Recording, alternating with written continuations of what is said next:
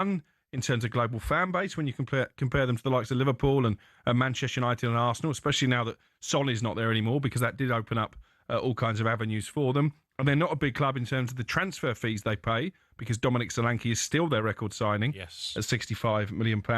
And they're not a big club in terms of the wages. Well, actually, that does make them a big club in world football, because there's not many clubs that play that sort of money for players. Most of them are in the Premier League. Club.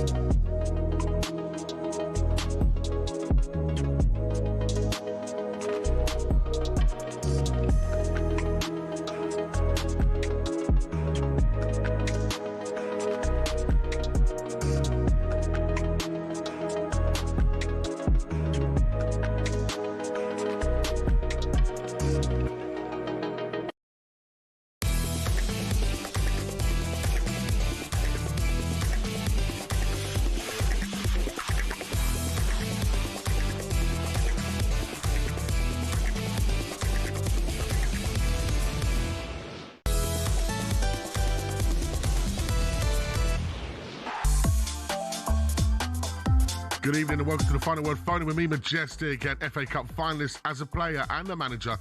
Alan Pardew, and the FA Cup was back with a bang this weekend, with us just watching Arsenal winning 4-0 against Wigan. Give us a call about that game right now, 03717 22 3344. Arsenal into the fifth round for the first time in 6 years. Incredible stuff.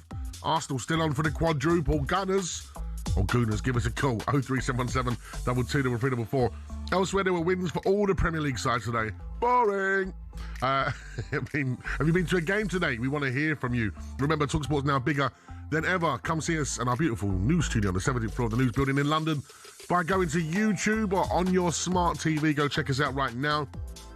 But as always on a Sunday on the Final Word with Imagine Pods, relax, get yourself a drink, cup of tea, a bicky, whatever. It's time to digest the weekend of football here on talkSPORT with Imagine Pods here on the Final Word Phoning. And as always, I'm delighted to be joined by my co-host of the Sunday night, Mr. Alan Pardew. How are we, Pods? Very good, mate. Yourself? You had a nice weekend? Very nice weekend. Very quiet. But I went to Barcelona this week. Barcelona. Yeah, I had football? No, I had a residency there for a while. Residency? Yeah, so I had a place there. I was tying up some loose ends, etc., etc. And also to see Ray in concert. Hang about, was this a Valentine's Day weekend? Well, not really, but it was still lovely to go and see Ray I suppose she did it like a Valentine's night, really. Oh, that's what I'm saying. You put us to shame, mate. I bought some flowers and a chocolate. I didn't go and take this to Barcelona and watch Ray. Good concert? Very good. Very, very good. Brilliant, Ray. Yeah, I love her to bits. And she's so engaging, and obviously they're a Spanish-speaking nation, and she spoke in English quite clearly, South London, and they seem to understand every word. So that's just to show sometimes how we are, around all those things that are educational. Yeah. So very bright of the Spanish public to take her in like they do, and loved her dearly. And she's got a great song about South London. Was the weather better than it's been here? No. Oh, really? It was, yeah. We had one nice day, but that was the day we come home. The other day was exactly like it is here. So don't think going to Europe's going to make any difference. I swear it's rained every day this year. Incredible. It's just horrible. The only thing you need is that sun to burst through, just for a couple of hours to give you a little lift. And it just won't do it, will it? It's just that grey, constant stream of drizzle rain. Horrible. I was in the park today, the old grassroots football. A bit of mud going on. Puddles on the pitch. Literally, this ball came through to my son Leo. Yeah, and he's in now. Yeah. He's ready. We're ready. Yeah, go on, accelerate. He got tackled by the puddle. The ball just stayed in the puddle, and he went past it. That's why we love grassroots football, and that is why we love the FA Cup, of course, because this weekend has been the FA Cup. And you used to get pitches like that, obviously, at professional level. Yeah, not anymore. No, not anymore. Not anymore. Tie of the weekend for you? Got to be Villa Newcastle, really, isn't it? Probably, yeah. And there obviously loads of controversy around that game. Yeah. I enjoyed the West Ham Burton game. How Burton didn't score, I don't know. Yeah, they did well, Burton, and West Ham would have been like, the old sweat, one of them when you walked off, just like, oh, thank God that's over. Yeah, got through that one. Yeah, slippery, yeah. Yeah, of course, we just seen Arsenal beat Wigan 4-0, which we knew was coming. I would have liked 7s or 8s. I mean, the way they were so started so fast, and when you got that sort of pace and quality on the pitch, Wigan just couldn't live with them. But after the 4th goal, they never really went back to those heights, and sometimes that happens. And Wigan did well, dug in, and just got some credit in the end. Yeah, absolutely. Arsenal fans, you've won a few FA Cups in your lifetime. That's what they've been winning in recent years. When they haven't been winning the Premier League, at least they've been winning FA Cups. What trophy do you want to win most this season? 03717 22 33 44. Marco, our resident Arsenal fan in the gallery, he said the Premier League title over anything else this year. A lot of Arsenal fans, I suppose, they just want to win the Premier League. Yeah, I mean, obviously you can dangle that Champions League one in front of them and say, look, if you win that, would you cope with second? I still don't think it would be enough, really, to kind of... They got to put it to bed, haven't they? Yeah. That second place. So... But that if you go back to the FA Cup this weekend, the top 5 clubs in that competition still around are Arsenal, Chelsea, Liverpool, Man City, Newcastle, who've still got a lot to do to win that. Yeah. That's not easy to win. Especially, like you said, when those teams are still in there. Yeah. It's going to be very difficult. And that's without a few other Premier League teams I didn't mention because they have other priorities, i.e. relegation. Well, let's talk about your former club, Newcastle, because, of course, 1-0 down against Aston Villa. Came back 3-1. Tonali, fantastic player. Yeah. Lots of noise around him, though. Lots of noise. Looks like his agent's trying to push him. He's got the World Cup coming up. He'll be a big, big player for Italy in that. So yeah, he's a player I think every club in the world that has the finances would like to have. So he's underlined that factor at the weekend. Should the FA Cup be Newcastle's priority now this season? Oh, well, it'd be brilliant for Newcastle. I mean, obviously I managed up there. They got the League Cup over the line last year. You see the euphoria that brought. The FA Cup. It was on air the night, remember? Yeah. But I'm with my granddad. We're for the next 2 weeks, man. I loved it. Dreamland. But, the FA Cup will be something even more. Even more. It would take Eddie to another level. And they're having a sort of that strange year. I wouldn't be surprised if that isn't their priority now to try and win that. I think it should be. Yeah, it should be. Yeah. Because you know what? Newcastle on their day can beat anyone in the Premier League. They can. So They could beat a Man City. They could beat an Arsenal. So we've seen it happen before. So yeah, if I was Eddie Howe and his staff there, I'll be looking at the FA Cup and taking it very seriously.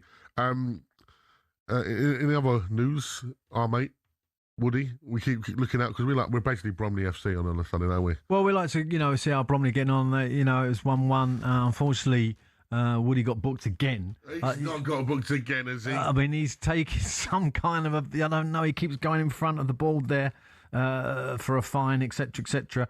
But he should have had a penalty scissor kick on the big striker right at the end, apparently. But anyway, a notable draw.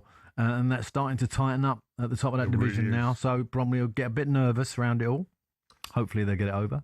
Well, in League Two, how many automatically go up? Two or three? Three. So, yeah, you're looking at that. It is tightening up a little bit. 5 points ahead of Notts County. But, as long as you don't lose those games, those big games. Yeah, that's key as well. But, you got to get those 6 wins over the line now. 5, 6 wins, whatever it is, and you're almost guaranteed it if you're in that top 3. And I tell you what, we're going on north of the border now to Scotland. Oh. Because it's taken up in the SPL, Rangers. Glasgow Rangers. And we got the Celtic, of course, with Martin O'Neill in this beautiful period that he's having in his third tenure as a Celtic manager, right in there now as well. So that competition looks really hot. I'll be looking forward to seeing how that all goes down out to the wire. So you've seen the numbers at the table there. Hearts 57, Rangers 55, Celtic 54. Yeah, that's incredible, isn't it? Yeah, and obviously the Celtic, the Scottish League. Sorry, you get those games where you play each other so often.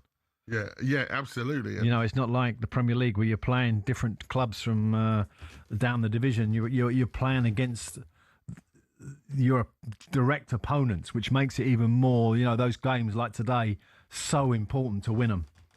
Absolutely. Rangers, great win for them today. And you know what? Ali would be happy. He'd be having some AC/DC on right now. Dishy. And a glass of champagne. I tell you what, it's Martin O'Neill being at Celtic there and seeing that, they're now in the mixer to win the league. Brings me on nicely, and we'll talk about it later on the show properly as well, is Tottenham Hotspur's interim manager. Interesting choice. I mean, obviously... Igor Saxon, is it? Gregorian? No, it's Tudor. But he, it was a surprise to me, I have to say, when I see that name come up. Yeah. The name out of the blue. When you're in a dogfight, not even, like, Celtic are in a fight to win the league. We're in a dogfight. Surely you need someone to go into that club that understands the club. Surely. Well, I'm going to give you an example of when I went into... Holland as a novice, obviously a very experienced Premier League manager, but novice to that particular league. And I played the first game and I thought, okay, I sort of get the level now. I understand where it's at. I think this team I've got are going to struggle. We didn't have a lot of quality in the group. And then the next week we went to Azar Akmar and I watched the videos and they looked an okay side. They looked, reasonable. When I got there, wow, it was like, what is this? I mean, I did not expect this kind of fluidity, speed of movement, quality of... So I got completely whitewashed there. And that is going to happen to Tudor. I don't care if he's played English teams in the Champions League, etc., etc. The Premier League, at its rawest, away from home, he's going to find a shock or two. And as you say, you don't really need that at this stage of the season. No. You want to know exactly what you're doing. You know exactly what you're going to get when you go to Sunderland, what you're going to get when you go to Leeds, what you're going to go when you go to South London to face Palace, etc., etc., etc. And I'm afraid he hasn't had any kind of experience of that. As much as when you look at his CV, he's had a lot of clubs that he's taken in relegation situations. We'll talk more on that later on because I really want to get your take on that and about the way that people are recruiting nowadays and why they'd go for someone like him. But let's go to the phone lines at 03717 22 Got George, the Arsenal fan, who didn't see the game, I believe. How are you, George? Yeah, good, thanks, mate. I listened to the game. I listened to some of the game. Okay. But you knew it was a formality. You were beating Wigan, weren't you? Yeah, I think when we're fighting on the number of fronts that we are at the moment, there's no such thing as a formality. And, obviously remember the times when Wigan were Premiership quality rivals. But, yeah, obviously going through a bit of a less kind of high quality patch at the moment. But yeah, it's insane to think where we are as a club now, with a sort of second and 11 in inverted commas, who can, I think, put, let's say, 30% of even the Premiership teams to the sword. And yeah, it's just a joyous position to be in. I mean, we've gone through, obviously, the Wenger years, which had their unbelievably high highs, but some pretty horrific lows as well. And by that, I kind of mainly remember the times when we'd be sort of attacking the opponent's box, and then 3 seconds later we'd be conceding. So I've been one of the first to say... I'm going to have to stop you there, George, because I'm going to go over to Nigel Adderley, who's got Mikel Arteta. What did you take from that first half performance? Well, really pleased. We made a lot of changes, and you are always concerned. We're going to have those connections, that cohesion in the team straight away, the level of intensity, and the answer was a big yes. The way we started the game, the way we pressed, the way we had the intentions constantly to play forward, to play behind them. It was really pleasing, and obviously we scored some great goals, and we made a difference in the first half. Do you credit the opposition for the way the second half went? Yes, for sure. And yeah, we could have scored more goals as well. We hit the post. We had some big chances as well to do that. But yeah, they are a good team. They are a team that wanted to show some pride as well. And yeah, we are very happy with the win. You gave one or two players opportunities in maybe slightly different positions today. Do you feel they took them? Absolutely. And it was good an opportunity for us to try certain different things. And we're going to need that throughout the course of the end of the season. So very pleased with that as well. And you've got so many big games coming up now. You're still going on all four fronts. I mean, do you feel that's realistic and becomes more realistic the longer it goes on? I don't know. We are, and every 3 days we have a different competition. Now, okay, enjoy tonight. Tomorrow we start again with Wolves, and we know how tough it's going to be on Wednesday. And ready for that, but with a lot of enthusiasm, everybody feeling part of that, and we'll go again. Thanks very much. Thank you. Mikel, could you give us an update on Ricardo Calafiori? Obviously, had to pull out. That was Arsenal manager Mikel Arteta with Nigel Adderley there. Very happy, of course, with his side's win over Wigan. As he said, he's every week now, they've got a big competition, they've got a big game. The Premier League now, every game for them is a cup final, isn't it? Yeah, but he had a nice situation today where his side was relatively fresh to kind of go, well, you know what, let's have a little look at a real attacking lineup. You know, because at those games at the end of the season, it might be worth just looking at putting a full Monty offensive team out. So he pushed Eze back to the 8. He had Saka in the 10, Madueke as 11, and Martinelli as a 7, and Jesus up the middle. Now, against any opposition, that's a real handful, isn't it? Yeah, big time. And I thought it worked quite well. Eze hit a couple of passes from deep, obviously for the second goal, whatever, straight through the team, the opposition. So I thought, you know, and as a manager sometimes when you're in this luxury position, you can have a little look at things like that.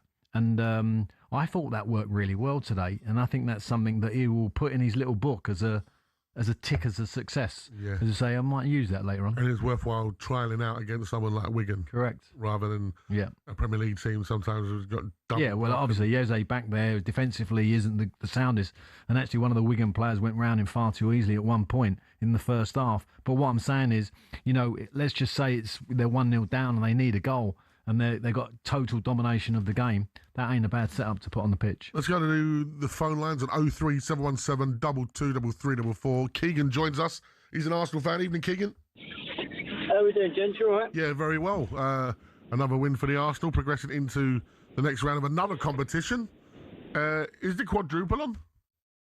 Oh, I'm not reading into that. I think everyone needs to just calm down a little bit, you know? I mean, listen, I love being in the conversation with that, but I think we've all got to be a little bit more realistic. There's got to be minimum prem. As you said, Keegan, as a football fan, that's what you can ask for, competing. That is true. That is true. You've got a point. The hope's always the best thing, right? It's the bit that kills you. It is the thing that kills you, though. I think one of the biggest things for you mentally is going to be that Carabao Cup final, to get that first win. It's why Pep always said he wants to win that trophy, because you get that first win under your belt in a season, it creates a bit of a winning mentality, doesn't it? 100%, definitely. And what adds to it as well, I mean, shortly after that game, we're playing them in the Prem, aren't we? Yeah, so exactly.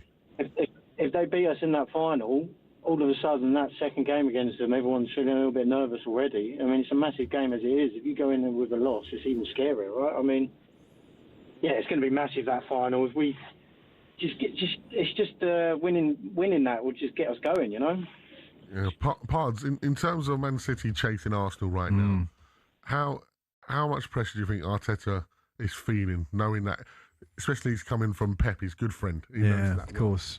Yeah, I mean, I just think if I was Arteta, I would be just slightly concerned that, you know, they just seem to be getting into groove, and the signing of Gahey, I think, has been the key to that. Stabilised them. Yeah, and it's been at the back that they've just not looked set. And I think with the signing of Gahey, although surprisingly knocked out of the FA Cup at Mansfield, and gets the winner in the fourth round. What's all that about?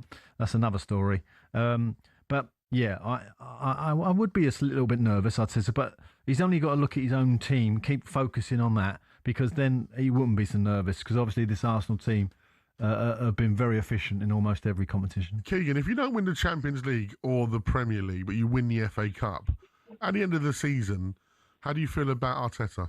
Because it's a major trophy. It's a big, yeah, it is. If you look in the grand scheme of things, it's probably not enough. Finishing second all them times and stuff. If you ask most of the fans, they're going to say it's not enough. Yeah. I really like Arteta, and if he just wins the FA Cup, then don't get me wrong, it's not going to be what everyone wants, but I wouldn't be looking to get rid of him. I know everyone's saying, you know, don't win the Prem, don't win the Champions, you've got to go. I'm not reading into that, because I agree with you as Keegan. People forgetting where we were at, you know, back in... We had Emery towards the end of Emery. Emery's an amazing manager. And also, Keegan, you know, when Arsenal fans look at the squad that you have, you know, right through the squad, you could literally argue that everyone's like a decent signing, a decent player. So, you know, the job he's done with upstairs in terms of the transfer board, etc., has give you such a great foundation to go forward. And what does a good foundation create? Stability. Correct. And I think with Arsenal, say for example, if you don't win the league this year and you come second again, who's not to say you win it next year? No, rather than resetting again with another manager. Yeah, exactly. 100%. And the thing is Arteta's spinning all of the plates there. If you take him out, what do you do? I mean, it's like when Wenger left, Wenger was doing everything. It's the same with Fergie at Man United, you know, Klopp at Liverpool. They do so much for the club. You take them out, it's such a key component about everything. You don't know what you're going to get in and what happens afterwards, you know? So, no, you got to keep hold of him. You can't get rid of him just because he doesn't do the Prem. We're there or thereabouts, and it's going to happen sooner or later. You know, it will happen. Everyone's just got to be patient. Take it game by game. Yeah, that's it. Exactly. Definitely, man. Definitely. Great call. Thank you very much, Keegan. Right, let's go north of the border. We got a Rangers fan. Oh, brilliant. Mal joins us. How are we doing, Mal? Yay, go on, my friend. Oh, it's another beautiful blue sea of Ibrox today. Blue sea, man. Let me tell you, Jeff Sterling, where are you? Shaban, where are you? Shaban, you said before an Old Firm game, you said, Mal, you're on dry. Get on dry January, you're away with a ferry. Well, Shaban, I've got news for you. I'm not on dry January or February or March, because you know why? The Rangers are coming and we're going to win the league. I love it. Well, listen, it was a great contest to watch as well. Listen, do me a favour, Mal. Obviously, being a Spurs fan, how did Mikey Moore play today? I always like to find out from my Rangers friends how he's getting on. He's coming along. He's maturing in every game. You've got a really great asset there. And yes, we would hate to see him go. Every time you're up against a decent defence, Mikey Moore does get caught out a wee bit. But listen, he's a great player, got a great future in front of him. And yes, God bless your Spurs, but God bless the Rangers. The Teddy Bears are on their way. I love to hear it. Like we said, Ali McCoy is going to be loving it tomorrow morning, isn't he, with Jeff? Not as much as Mal. Mal, what do you reckon now? 2 points behind Hearts. Obviously, Celtic are banging on the door as well. Can you go and do it? Danny held up his hand on Wednesday night. He made a mistake and he apologised for it. We'll let him away with that one. So he fielded the right team today. We've all been talking about these new signings that have been brought in and the promise that they're going to make. Well, that promise is to go and win the league. That is all we need. Put them on the pitch and let them go and do what they do. And we will get the points. We have got a cracking run in. So is Hearts. Celtic, Really? No. Martin O'Neill, wake up and smell the cheese. It's not happening, son. But we are going to go all the way. Said like a true Rangers fan. Simple. I tell you what about the hat-trick hero today in a committee? He, our producer Ross is an Everton fan. £8 million. That's a bargain, isn't it? Oh, he's not worth 8 million, right? Let's set that straight. He's not worth 8 million, but he took his goals really well. Just picking up, and he's got those guys around him. Now he's worth 8 million if that hat-trick wins you the league. If he wins the league, the biggest person we're going to talk about the next time you and I speak, and what we're going to say is, how did Rangers win the league? That's what we're going to be talking about. Was it the Sunday the 1st of March is the old firm, isn't it? At Ibrox. Yeah, the 1st of March. Oh. Yeah. You're more than welcome to come up to the Balmoral and stay at the Balmoral. I tell you what. On, up you come, son. That's going to be spicy. Mal, thank you very much. Mal, the Rangers fan. He can't wait to give it to Shaban and Jeff. I tell you what, that is going to be... Mal was happy, wasn't he? Yeah. I mean, there's a couple of tenants in there, I reckon, as well. Oh, 100%. Yeah, which was only, stock intake. I love always keeping an eye on the old Rangers. My late great friend John Reid was a big Rangers fan. And I remember at the start of the season, before he passed, he was a bit worried about this season, obviously, with the new management coming in. Been a bit of a rocky road this season, Rangers, haven't they? So to be in the mixer now at this stage of the season, when we all thought it wasn't going to go to one. I actually thought at one stage it was going to be a sister club of mine, i.e., Newcastle. Yeah. When Mike went into Rangers for a brief spell, it was a little bit cloudy at the time, I think, up there. Anyway, what we have got there is a really intriguing running. We got Tony Bloom's Hearts, who we know are well backed, well funded in terms of intelligence, I would say, around the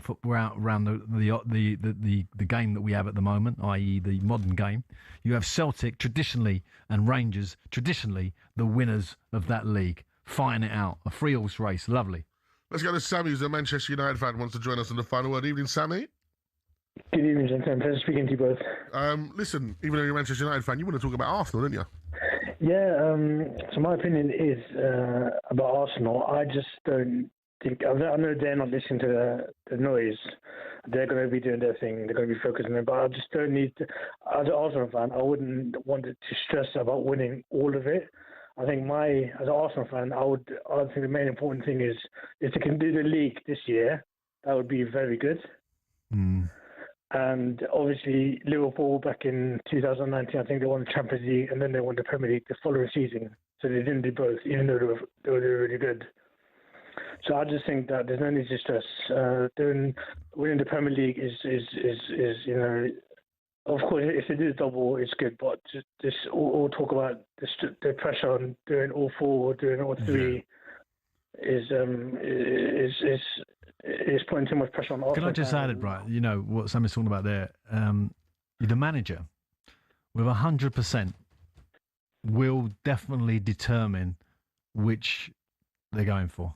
And what I mean by that, Madge, is in the way that he presents the games. Yeah, how he talks the games up, how he selects his team, and there is no doubt that Arteta is focusing on the Premier League. 100%. There is no doubt about that. And obviously, that's why you saw Eze playing today. Yeah, and the League Cup final will be important to him, as will the Champions League games that are coming up. But the most important game are the Premier League games that he has to the running, and the players will sense that, will know that. So I don't think there's any doubt in any Arsenal fan's mind where the criteria lies. It's Premier League, win the Premier League, and anything else that falls our way, great. But that League Cup game, the final, is important because of the mentality, because of the game that's coming straight after. That's why I think that is a key game. Yeah, because if they lose that, they could. And then they go to and then they go to the Etihad on the back of a downer. Yeah, exactly. Right, tomorrow talkSPORT brings you live coverage of Giant Killers Macclesfield taking on Brentford in the FA Cup fourth round. Well, Arsenal's next game is live on talkSPORT on Wednesday when they take on Wolves in the Premier League. Which, for example, if they don't get a result there, which you think they will, right? But say, for example, if it's a draw, it gives Man City that new thing. We've got a game in hand on them. Do you know what I mean? And they go to their next game. Let's go. But for now, keep your calls coming in. 03717 22 334. Arsenal fans, are you on the hunt for the quadruple? Or is there a trophy you want to prioritise? Like Sammy suggested, the Man United fan, keep your eyes on the prize, the Premier League. And Rangers fans, are you as happy as Mal? My man Mal there. Are you going to win the Scottish Premiership? And next up, we'll be talking about a very controversial weekend in the FA Cup with VAR under the spotlight, despite not being involved in the games. That is next on The Final Word on talkSPORT.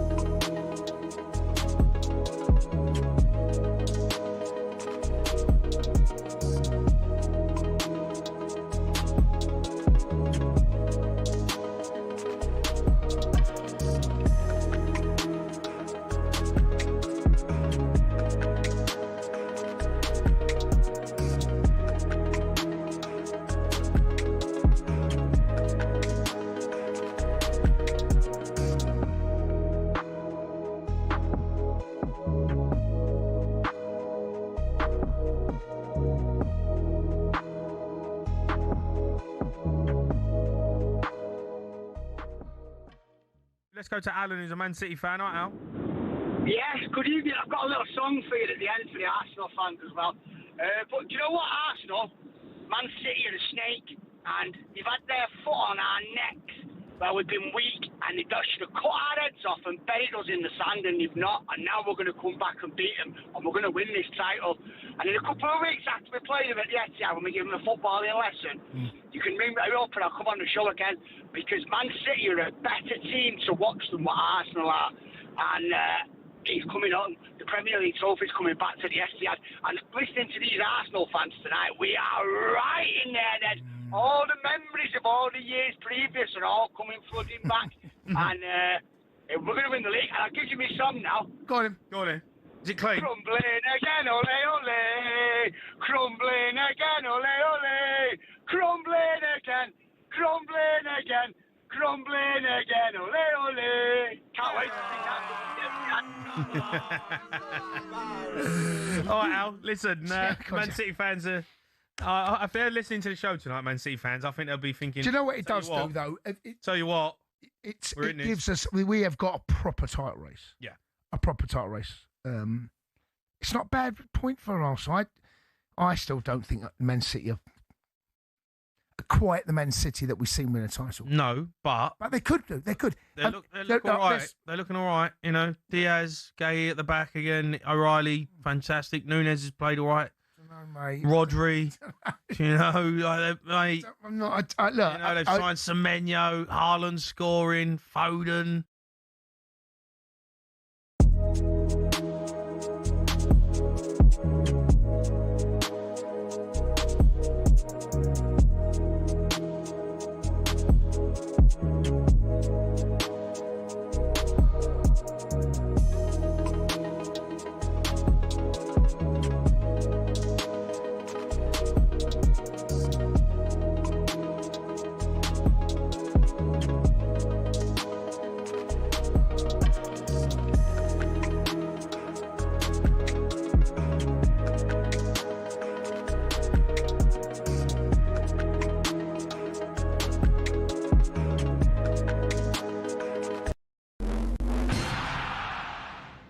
The Six Nations, where giants do battle and legends are made.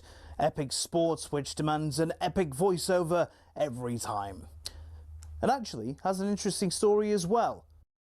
It all started back in 1871 when Scotland beat England in the very first international rugby match. The other home nations were a bit jealous, wanted in on the action, and after England played Wales in 1882, they all decided to hold an annual festival of international rugby, or the Home International Championship, which kicked off a year after. Now, the first decade was dominated by England and Scotland until Wales finally won in 1893 and Ireland a year later. After years of dipping in and out of the championship, France was invited to join full-time in 1910. But because France isn't a home nation, they had to give it a rebrand and settle on the Five Nations. But France were actually kicked out of the tournament in 1931. They were accused of paying players when rugby was still strictly an amateur sport. They had to wait years to be let back in, but after World War II, the Five Nations resumed. Didn't always run smoothly though, like in 1973 when all 5 teams won 2 matches and lost 2 matches. Now, because they didn't do points difference at the time, they just decided that everyone was the champion. It's like trying to keep kids happy, you know, the whole "you're all winners." In the years following, other teams in Europe started to get better at rugby and actually got to a stage where they were regularly beating teams in the Five Nations. In 1997, Italy beat Scotland, France and Ireland home and away. So 2 years later, the Five Nations invited Italy in, creating the Six Nations as we know it. In recent years, there have been calls to expand the tournament further to other European teams. Georgia and Portugal have been prime candidates to join of late. It's also been suggested there could be 2 tiers with promotion and relegation to promote growth of the sport in Europe. But the existing nations are a bit reluctant. So for now, it looks like the Six Nations, or Six Nations, or Sei Nazioni,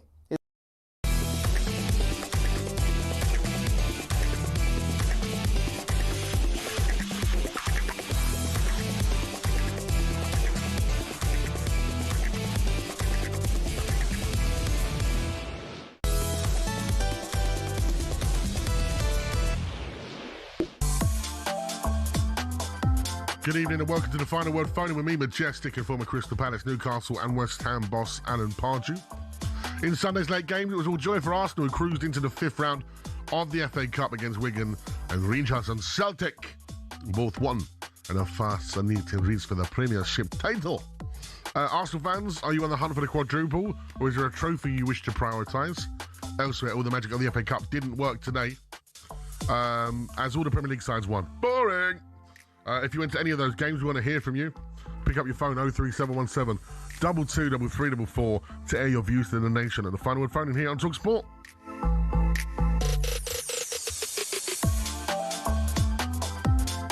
I'm off to Vegas this week, Pods. Boxing? Yeah, Ryan Garcia. Next who's Saturday. That? Who's he? He was the chap that got beaten in New York. You know, when I was at Times Square, got beaten by Rolly Romero. Okay. So he's fighting this weekend. Is this light heavy or something? Yeah, middleweight. Middleweight. Yeah. I can't really get excited too much about the other divisions at the moment. I'm more the heavyweight division. You like the heavyweights? I like the heavyweights. Always like the heavyweights, but preferred those. But of course, the middleweights back in the day. Yeah, he's like a super featherweight, lightweight, light welterweight. Okay. In that category, they only go up and down. Yeah, they go across the divisions, don't they? If they've got the quality to do it. But he primarily Merriweather what did he do? About 3 divisions, didn't he? I can't remember. Yeah. Look at Terence Crawford, who's now bowed out at 38 after being 4 divisions. 4 undisputed. Unbelievable. But yeah, there for the boxing. Our colleague, Adi Oladipo, will be out there as well. Yeah, he'll be out there. So yeah, be good to get away from the... he'll be in the gym, though, mostly. Yeah. Yeah. Up the ranges, Crystal Blue said, "Here, Madge, please stop the attempted Scott accent." I think that's what it was anyway. Listen, it was a great accent, Chris. A what accent? My Scottish accent is not having it. Ishy dishy. Nothing wrong with your Scottish accent. Nothing wrong with my Scottish accent, I prefer Chris. your Trump, but your Scottish accent is very good. Listen, I love Pochettino. He's a great coach, but the Spurs... we're going back to Poch, are we? I don't want the Spurs to take my Poch. He's a great guy. We won't talk about Trump. Good evening, gentlemen. You're both looking extremely well, and that's always great to see. Thank you very much. The quadruple, fantasy land. But the only thing that could possibly do it is because of the depth of our squad. I do believe we can win the league, although it'll be a nip and tuck between us and City. Well, this is going to go right to the wire. I can see both teams winning 2 trophies each between them. Thanks, fellas. That's from Al, the Arsenal fan. Al, the Arsenal fan. Well, I'm still going to stand by my backing that Liverpool are going to win the Champions League. Ooh. Which I said on this show a few weeks ago because, and this is the reason, you have too many winners in that dressing room who will focus very much on winning the Champions League as good for their CV, good for their going forward contract negotiations, etc., etc. So Liverpool all in Champions League. Interesting. Okay, let's go over to Gabby, who's an Arsenal fan. How are we, Gabby? Evening, Madge. Evening, Pardew. How are you both, fellas? You Very good, Gabs. Very good, mate. Very good. impressed at you guys in terms of your depth of squad. I think Arsenal's second team would finish in European place in the Premier League. Do you know what? Do you know what, gents? I mean, I sat there on the way up there, and I know Alan will agree with me. I just feel he goes too heavy duty with some of these games. It's like, I know we want to secure the game and that, but Marley Salmon could have started. He's potentially risked Calafiore and Benny White picking up injuries. And I know, listen, I'm not negative, far from it, but I think he's just a bit OTT on some matches, guys. And you know, I'm going to be in the home end at Wolves. I'm going to be in the home end at Tottenham, and I want to be down there and watching wins while I'm sat on my hands, not celebrating, but happy as Larry, no? And I know why you're going to Las Vegas, because you're avoiding that North London derby. Well, this is why. Exactly. You've got it spawned. That's why I've already brought That's why we got you on, Gabs. You know about the game. Because this is why I've already brought it up, because I know next week when I'm not here, it's going to be like, where's Maggie? He's bottled it. No, this was it. I'm genuinely gutted to miss the North London derby. I bet you are. I am. Yeah, no, I can tell. It's a new manager bounce and all that. Who knows what can happen? No, but you know what? Next week is it's a huge game. Of course, Wolves versus Molineux. As poor as they have been this season, it's never easy to go there and get points. What, Wolves? No. What, for the Arsenal? Yeah. Come on. Listen. Straightforward. It's about as straightforward as you can get. If you think like that, you're going to set yourself up. Yeah, but I'm for not a an fall. Arsenal fan. That's why I am thinking like that. Arsenal fans don't think like that. They'll be like, oh, a bit nervy. Well, we've played a strong team today in the FA Cup. Oh, dear. Come on, Gab. Let's get positive, eh? You're going to get two trophies. We're going to get 4, mate. Positive. Steady. No, but hear me out. Hear my reasoning behind it. We've not done nothing for years and years and years, and it's like, how ironic would it be if we ended up doing a clean sweep? Everybody doubting this team all season, saying, you know what, I keep wanting to say this. I keep forgetting when I call up, gents, and Alan will definitely be able to relate to this. Do you know, Europe's scared of Arsenal, but domestically, nobody seems to be that worried about Arsenal because of the football we play. But Europe, I can tell you something. I read so much in depth. And Europe knows how we set up and how we play. If we're fully fit, I think we'll keep clean sweep the whole lot, gents. I really do. It's there. It's there. Listen, nobody's done it yet. It's on the cards. 2 or 3 trophies should be a must. I'm now thinking if he doesn't do 2 trophies this season, he's been a failure. But one thing I will say, not like that. well, one thing I will say though is you look at, for example, as Pardew alluding to the likes of Liverpool, perhaps winning the Champions League. When you look across that team and you look at the keeper, you look at Van Dijk, Salah, you know. Are you talking about Liverpool now? Yeah, Liverpool. I'm I saying think Liverpool are a great team. There's no doubt about it. But I'm talking about the mentality when you're going to go into those European games. It's like last season with Arsenal, obviously, you know, beating your with team. Spurs. When you went into the Europa League. Yeah. You know, your focus was very much on that, and unfortunately, it cost you focus in the league, and you're getting turned over most weeks.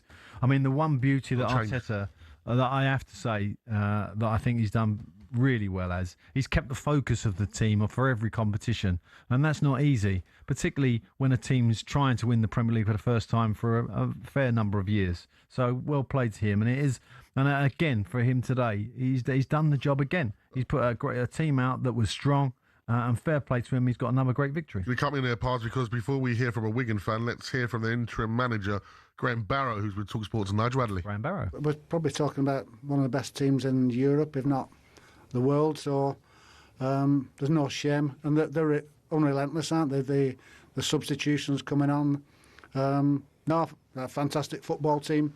And, you know, I think we pay them the utmost respect, but, you know, it was just too much for us. Yeah, 4-0 after half an hour. Yeah. Were you fearing the worst? I was, yeah. I'll be honest. I watched the game the other week. Exeter got beat 10-1 at Man City, and I think they were 4-0 down at half time. They probably only deserved to be 2-0 down, but this is, you know, I played in games like this, but nowadays it's more that these lads are at the top for the right reasons. So it is a real test of it for everybody, but I think we've come through it. Okay, our supporters are really good at the end, so as long as we all stick together, we'll be fine. And just finally from me, will you be in charge on Wednesday? I hope not for me.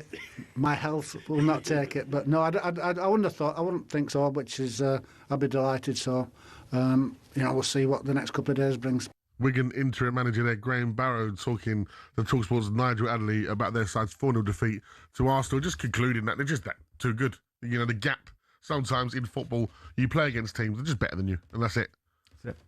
You doff your cap. And as you say, you know, when you're bringing in the players that they are from the bench, it's just relentless. There's no give up. There's no. It gets easier. It gets harder. Sometimes you can put a team together, and the attributes of the team make up for all the individuals that the opposition have. Yeah. Sometimes that does occur, but it's a hell of a jump these days from League One to the Premier League. Would you like to hear from a Wigan fan? I would like to hear from a Let's Wigan go to Chris, who's a Wigan fan. He was at the game. How are we, Chris? I'm very good, Madge. Thank you, Pardew, as well. How are you both doing? Yeah, very well. How do you feel after that? Was it just a massive gap in quality? Yeah, I think the last time I came to the Emirates was 3 days after we won the FA Cup in 2013.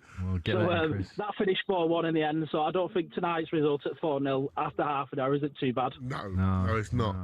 Yeah, in terms of, you mentioned it, 2013, you're winning the FA Cup. You've been on a bit of a rollercoaster ride since then. What's the ambition now for Wigan, Chris? I think it's just stability. Stick in League One if we can this season. It's going to be very tough. We've got some really hard games coming up as well. But I think, I've been to the Wigan Athletic games in the Premier League. And, I remember watching Pardew for West Ham and everyone managing, and it was like our glory days. They call it like the Barclays Premier League era.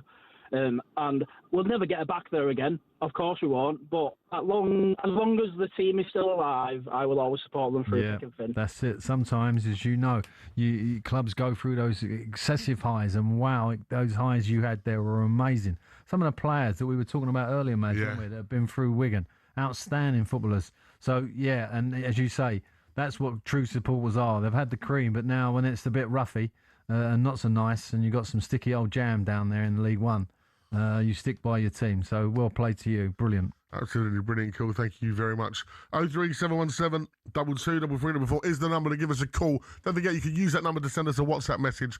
Like a lot of people are saying how bad my Scottish accent is.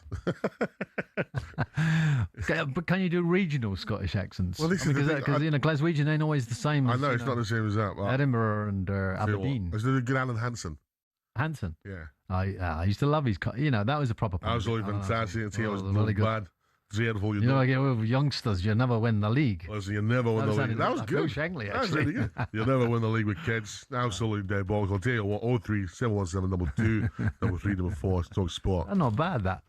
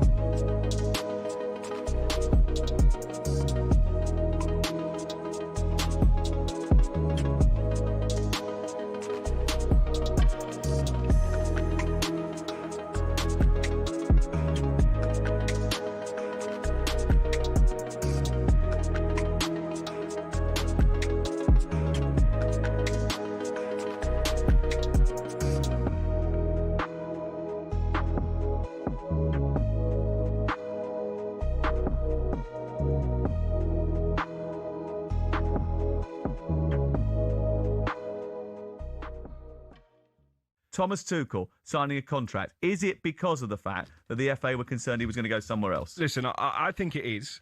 I certainly think he was on Manchester United's list. Who knows? Maybe he would have been on Tottenham's list as well. And I think that's why they had to get this done, because what you don't want, if you're the FA, and if you're an England fan, you don't want Thomas Tuchel going into the World Cup with constant speculation that he could be leaving for a Premier League club job at the end of the tournament. I think getting that out of the way, he can focus on the job in hand. I don't think England will win the World Cup. I think there's a lot that counts against England winning this World Cup. What happens if we lose in the quarterfinals? Does he continue as England manager? I think I don't think we should underestimate if he gets to the quarterfinal of a World Cup. When you go back pre-Gareth Southgate, which is your argument, we'd have bitten your hand off at the quarterfinal of a World Cup. Are you going to defend me on that? No, I'll defend you because I think Gareth Southgate should have won a European Championship. I think they should have beaten Italy in that final. However, pre-Gareth Southgate, England didn't get to quarterfinals and finals at European Championships. So and it's a tough draw, by the way.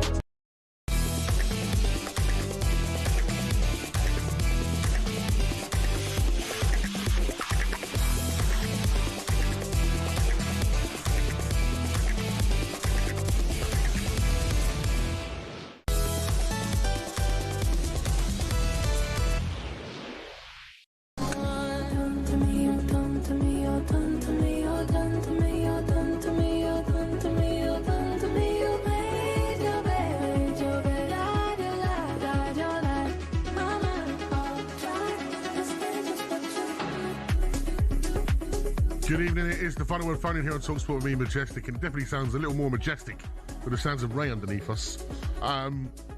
Pards went to see Ray in Barcelona. Yeah, where are we putting Ray in the modern kind of category of female stars that we've produced in this? Ray is incredible, right? She has been doing this since such a young age as well. She burst on the scene around 15, 16, doing a lot of dance music collaborations. Not only is she an incredible singer and artist, she's a special human being. I've had the pleasure of speaking with Ray a lot and talking to her passion for music, and she's a trailblazer in the way that she dealt with her record label. Yeah, that's right. Because record labels have been very harsh to artists over the years. Disgusting, actually. And she called it out, and she found her independence, and now she's doing exactly what she's become, the artist she always envisioned that she could be. And for a female artist in the UK, that's very difficult to do. And to take that on. And I think she mentioned in the concert on Friday that the second album will be independent as well. Yeah, she's brilliant. She deserves all of the success that's come her way, and may it long last continue. See, I've always been Amy. There's always been my number one, Amy Winehouse, of course. Yeah. So I love Amy. But Ray's pushing her hard now for me. Yeah, because we haven't really had that sort of trailblazer since Amy, really. No. In terms of, we've had some amazing vocalists like Jessie Ware, etc. Adele, it'd be different, but Jessie Ware's another great female singer. I think sometimes it's really difficult to step out from that dance collaboration world to become the way that Ray has. So, anyway, it's not Virgin Radio. If you want music, don't exactly. forget, Virgin Radio is the place for all your musical needs. I mentioned it already, TF5 Fridays, back on Virgin Radio. I've watched a little bit of it. Yeah, on my TikToks it's been coming up, Chris, with the little table. Cruz Beckham. Yeah, Cruz was on there. Cruz was on there. Look, colourful, Cruz. Yeah, he's got his band going on, playing the guitar. Nice little bit of his mates having a bang out. Listen, I like to see bands back. I've been getting pelts from his Scottish accent, so let's go and get some real Scottish. Well, no, they might not be Scottish, but they're a Celtic fan, so I'm hoping they are. David joins us on the show. How are we, David? Hi, mate. How you doing tonight? Yes, very well that's indeed. A Scottish accent. Listen, this is going to be an interesting end to the season. 1st of March, the Old Firm as well. It's exciting, isn't it? Yeah. It's exciting, but we'll still win it. I've never changed my viewpoint since the start of the season. We've all won the league. And how special would it be if you win the league with Martin O'Neill? Oh, I mean, the man's it's just an absolute god up here. I mean, everything he touches at Celtic turns to gold. And it's your fellow pundit there, Chris Wellmo's just a magnificent manager for this club. David, just post Martin O'Neill, because obviously he's a bit older in his career, and I don't think he wants to do this long term. I'm not sure about that. Really? Oh, no, let me tell you, there's no way at the end of the season he'll want to walk away. He will walk away if they want to go to a younger manager or. But he's kind of always said that he kind of like I'm Come on, it's like the same as me. If you get an opportunity like Celtic Football Club, and you're back in it, and the flavour is back to you, and you're winning games, come on. What about a long-term replacement, David? Would you look towards someone like Robbie Keane? Possibly. I'd look first of all to keep Mark going. If nothing else, that's an extra football role or something similar. Robbie Keane's maybe the long term, but nothing wrong with going back to Ange Postecoglou either. Big Ange is available too, yeah. Big Ange, yeah, okay. A second spell, Big Ange. Thank you very much, David, Celtic fan there. Did you see the enthusiasm in my voice when he said Ange? Well, Ange has been on everyone's lips this week, isn't he? And his own lips as well, licking his own lips. More than his lips. Yeah. He was on the Stick to Football podcast with Gary Neville, Jamie Carragher, Jill, and Ian Wright. And it was like an Ange loving, I thought. Let's talk about it quickly, because I'll tell you what, we'll probably get clipped up and it'll probably go on YouTube. We have a discussion, so if you're in the comments right now on the YouTube, have your say as well, because Pards has a few things to say about that. As a fellow manager, do you think he was I don't want to say like put to the sword, but he wasn't really held questionable for anything? It was all his narrative with no rebuttal from the others. And I think, for me, especially someone like Gary Neville, who I think is really good at doing that normally. He will ask awkward questions. I think they just let him say, you know, well, I threw away the league because we were going to do the Europa, and I did this and I did that. And Spurs, they're not a big club because they don't operate like this. There was, how about, well, was you not context to it? Was you not told when you come into that club that this is how they operate, etc.? Like, what do you think, Pards? I don't know. I mean, sometimes you get criteria where you go into an interview and you sort of, make it plain that you want to get your point across, your points across, etc. One of the problems I have with the LMA and when Premier League managers get the sack is because contractually they can't say anything, they can't defend themselves. And an example of that is Sean Dyche this week. So Sean gets the sack, right? And now all I see is reports about, players didn't like his training, he overtrained them, etc., etc. Sean's got to know he can't answer any of that because contractually his agreement will be that he can't talk to the press. And if he can, he's probably going to end up in court and cost him a load of money. So you get absolutely hammered after you get sacked. And I think there should be a voice or a counter to that criticism. Say, hold on a minute. Now, Thomas Frank is exactly the same at Spurs, right? So he's got the sack. Everyone, this has been rubbish. He ain't strong enough. He's the opposite to Ange. Ange was having a go at everybody. Thomas was like being diplomatic, etc., etc. But actually, what is the truth? You don't actually get anything from the manager, so it's all one-sided. This, on the other hand, is down the line a little bit. He's obviously comforted by the fact that his payment now is secure. I'm talking about Ange, and now he can come out. He secured the bag, as they say. Correct. So now he can come out and criticise the club, and probably that was the agreement with the guys who were running the podcast or whatever. I don't know, but I thought it was an easy ride for him. That I definitely think that. I think it'd be different to see if he come and see Simon Jordan, how it went. Oh, yeah. Simon is not letting you get away with that. Simon Jordan will be going... He's been in a full attack mode, hasn't he, this week? He's been brilliant, right? Yeah, he's been a clever man. But, for example, Simon would probably go, when you're losing a game against Chelsea and you've got 9 men and you're still playing with a high line, do you think that's going to work in the Premier League? Like, no one's asking those questions. Yeah. And that's the whole... It's just who we are. Listen... The one thing with Ange is, and I have to respect it, is I say I do. That's the thing. You win. He goes, I told you I'll win. Say he won a trophy, a European trophy we've not won in 40 years, a trophy that we've not won in it was about 18 years or however long it was, 16. And he did it. And you can't... No. I'm a man about facts and stats. And he went and won a trophy. And that is fair play to him. And suppose you can... give it the absolute. But I could also counter argue that and say he lost 17 games with a skill set that no way should lose half of those. But his argument to that is, I was. Imagine us with our show. Our show is get yourself some numbers. As I know, we're record-breaking final word. Oh, are we? That's what we get told. We're the record-breaking final word. The old Rangers are out again. We did well again, I think. Yeah. So we're doing our job. They say go and get listeners. Get people listening to the show. We've got a great audience on the Sunday night. We've got the Sunday night family, I like to call them. Our regulars, yeah? Right? Where are you going with this? But we get tasked something, we do it. Ange was probably tasked, Daniel Levy, top 4 is essential. Get to the Champions League because we need the Champions League money, right? Okay, and if you can win a trophy on the way, fantastic. He went and won a European trophy, got us into the Champions League, and got sacked. If I'm... Got you in the Champions League? You mean he got you in the Champions League by winning the Europa League? Yeah. Oh, come on. That's a different thing. Doesn't matter. Because he did it. Because the end goal was the same thing. How you get there...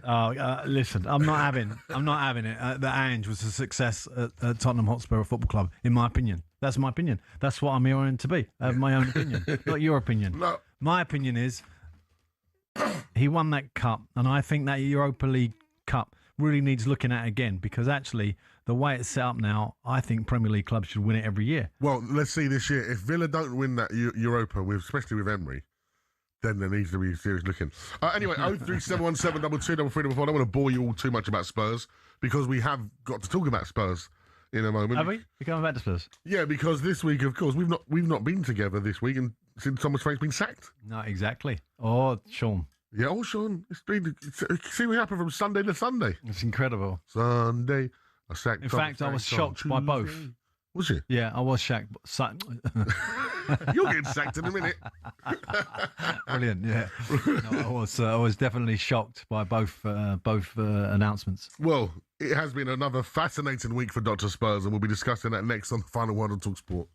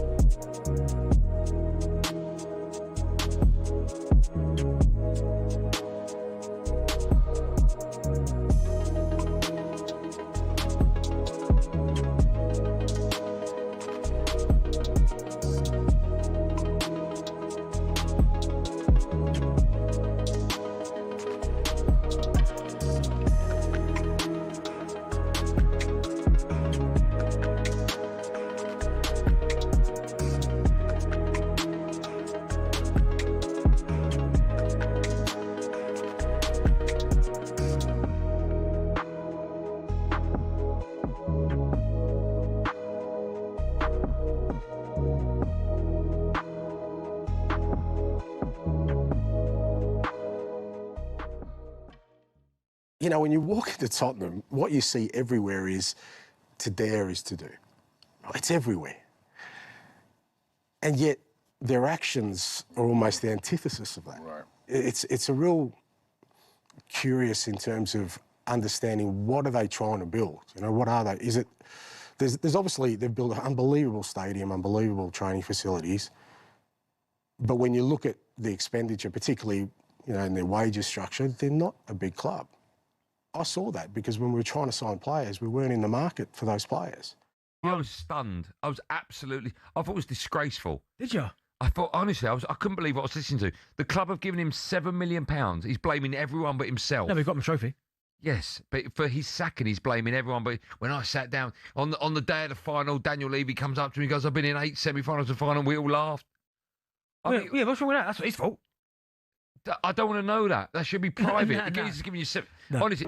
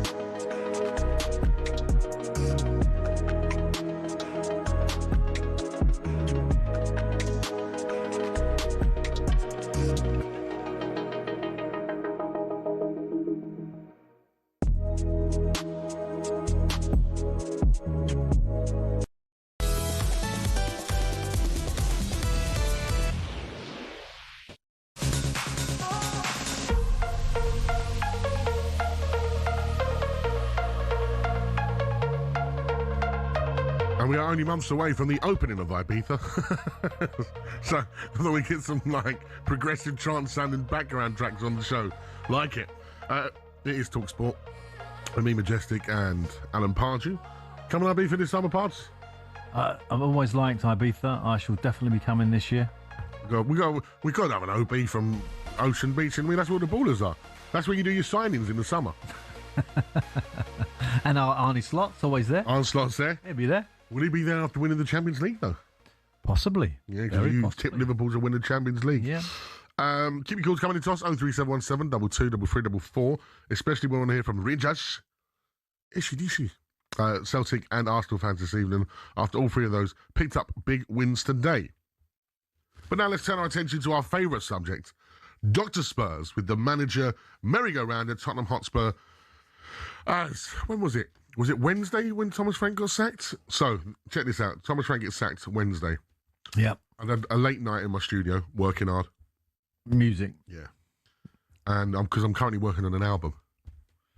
So what are you trying to do? Lay down melodies and stuff? Yeah, just working on, I've got a body of work already that I've been working on for 5 years. Okay. And I'm putting it all together up. This is like... Yeah, like a jigsaw. Yeah. So I had a late night. So I'm in bed. And I said to a load of my friends after the Newcastle game, which was appalling, by the way, 10 o'clock tomorrow morning, he's gone. That's what I said. 10 o'clock the next day, he goes, my missus comes in, she's been at the boot camp, pokes me. I'm still in bed. Thomas Frank's been sacked. Right? Did she do that? Yeah. And so I checked my phone, boom, right? Messages. Everything. My producer, big shout out to Kev, who produces the Inside Spurs podcast I do for talkSPORT. I know Kev. And he's like, can everyone do a podcast now? Right? Because obviously we've got to get the news out. We've got to be first. You've got to be first to the post nowadays. Gotcha. So we've all jumped on there, me, Sonny and Abby, who do the Inside Spurs podcast. And I honestly, from Wednesday to about Friday, all I did was talk about Thomas Frank. I didn't get to sleep. I had to cancel everything. I was on breakfast with Big Al and Gabby. So it's been Thomas Frank galore for me this week. He's ruined my week, actually. Because everything I was planned to do, I couldn't do. Yeah. I had to cancel my PT session. He doesn't look the person to ruin a week, Thomas Frank. He's such a nice bloke. I know. I missed my haircut. I had to get it done today. All sorts, right? Yeah. So anyway, Thomas Frank finally sacked. First and foremost, was it the right decision by Spurs to sack Thomas Frank, Pards? I think we was getting to that stage where the stadium started to look really, really negative, didn't it? And the seats were empty. As you say, Newcastle... You're getting sacked in the morning songs regularly. When he got the equaliser, which I thought was fortuitous, actually, because I thought Newcastle should have been 2 up at that stage. I thought to myself, he might find a route out of this. And then Newcastle just turned up the heat a little bit, got the goal more or less 10, 15 minutes later, and that was the game over. So, watching the game, I thought, it was a tricky one. I thought to myself, will he survive that? Yeah. And I think probably Thomas felt the same. The feeling. So probably yes. I do feel sorry for him on a managerial front and with my LMA hat on, because I think, as I said to you, and we've discussed it many times, the squad's poor. I don't think there's a lot of offensive action going on there. A lot of where you can put the team and the injuries as well. The opposing team on the back foot enough. So they just keep coming and they feel confident to come. So anyway, weighing that all up, I think he's an honourable man. I don't think, he did anything to kind of... blemish his reputation. Yeah, blemish his reputation. But also I didn't think he did anything to kind of really spoil himself. He kind of managed it as best of his ability and it didn't work out. It's one of them, okay, he's part of that, and he'll have to go move on and find another club. Which he will do very easily. And I think for Thomas Frank, he's in a good position in terms of... Can I ask a quick question? Yeah. Just because obviously, did all the staff go? No, I believe his backroom staff is still there. Right. Because, let me tell you something. There's an issue. There's a reason to say that. Go on. If you're a set-piece coach at Spurs this season, and I think, the second most goals from set-pieces in the Premier League, you can't sack that person, can you? They've done incredibly well. You conceded a load, though. Not as many. We've definitely got better at set pieces in terms of defensively, but it's offensively what we've added to that game from set pieces. No, but the reason I asked that is because I'm guessing when Thomas come in, he brought a load of staff with him, right? So one of the problems what clubs do, which really irritates me, right? They bring in a manager, he brings all his staff in, and then they assume that they can get rid of the manager and just bring another manager to work with all this staff. Yeah. That ain't going to happen. That isn't going to happen. Trust me. It's just not. So I worry about that. That Tudor's walking into a hornet's nest of staff, actually, who are probably aligned to Thomas Frank in some respect. So there's a little bit of that worries me. Who is Tudor bringing in with him? I'm guessing he's bringing in at least one assistant, maybe 2. Do you know who that is yet? No, we have not been told. Okay. So that is some probably news that's going to come down the line at some stage, because very rarely when you go in a club the size of Spurs would you walk in on your own. And I think if he does, that's a massive error. So that's a problem. The games you got coming up, I don't see a problem. I look at the games that you got and I think any manager worth their salt will get that job done. I actually think Thomas Frank would have got it done. I actually agree with you. I think it would have. So many of my Spurs friends are fretting and they're going, we're going down. I'm like, I've literally gone to people, I'll bet you £1,000 we're not going down. Not going down. We're not going down. Because fortunately for Spurs, Wolves and Burnley exist. And then you've got Nottingham Forest now.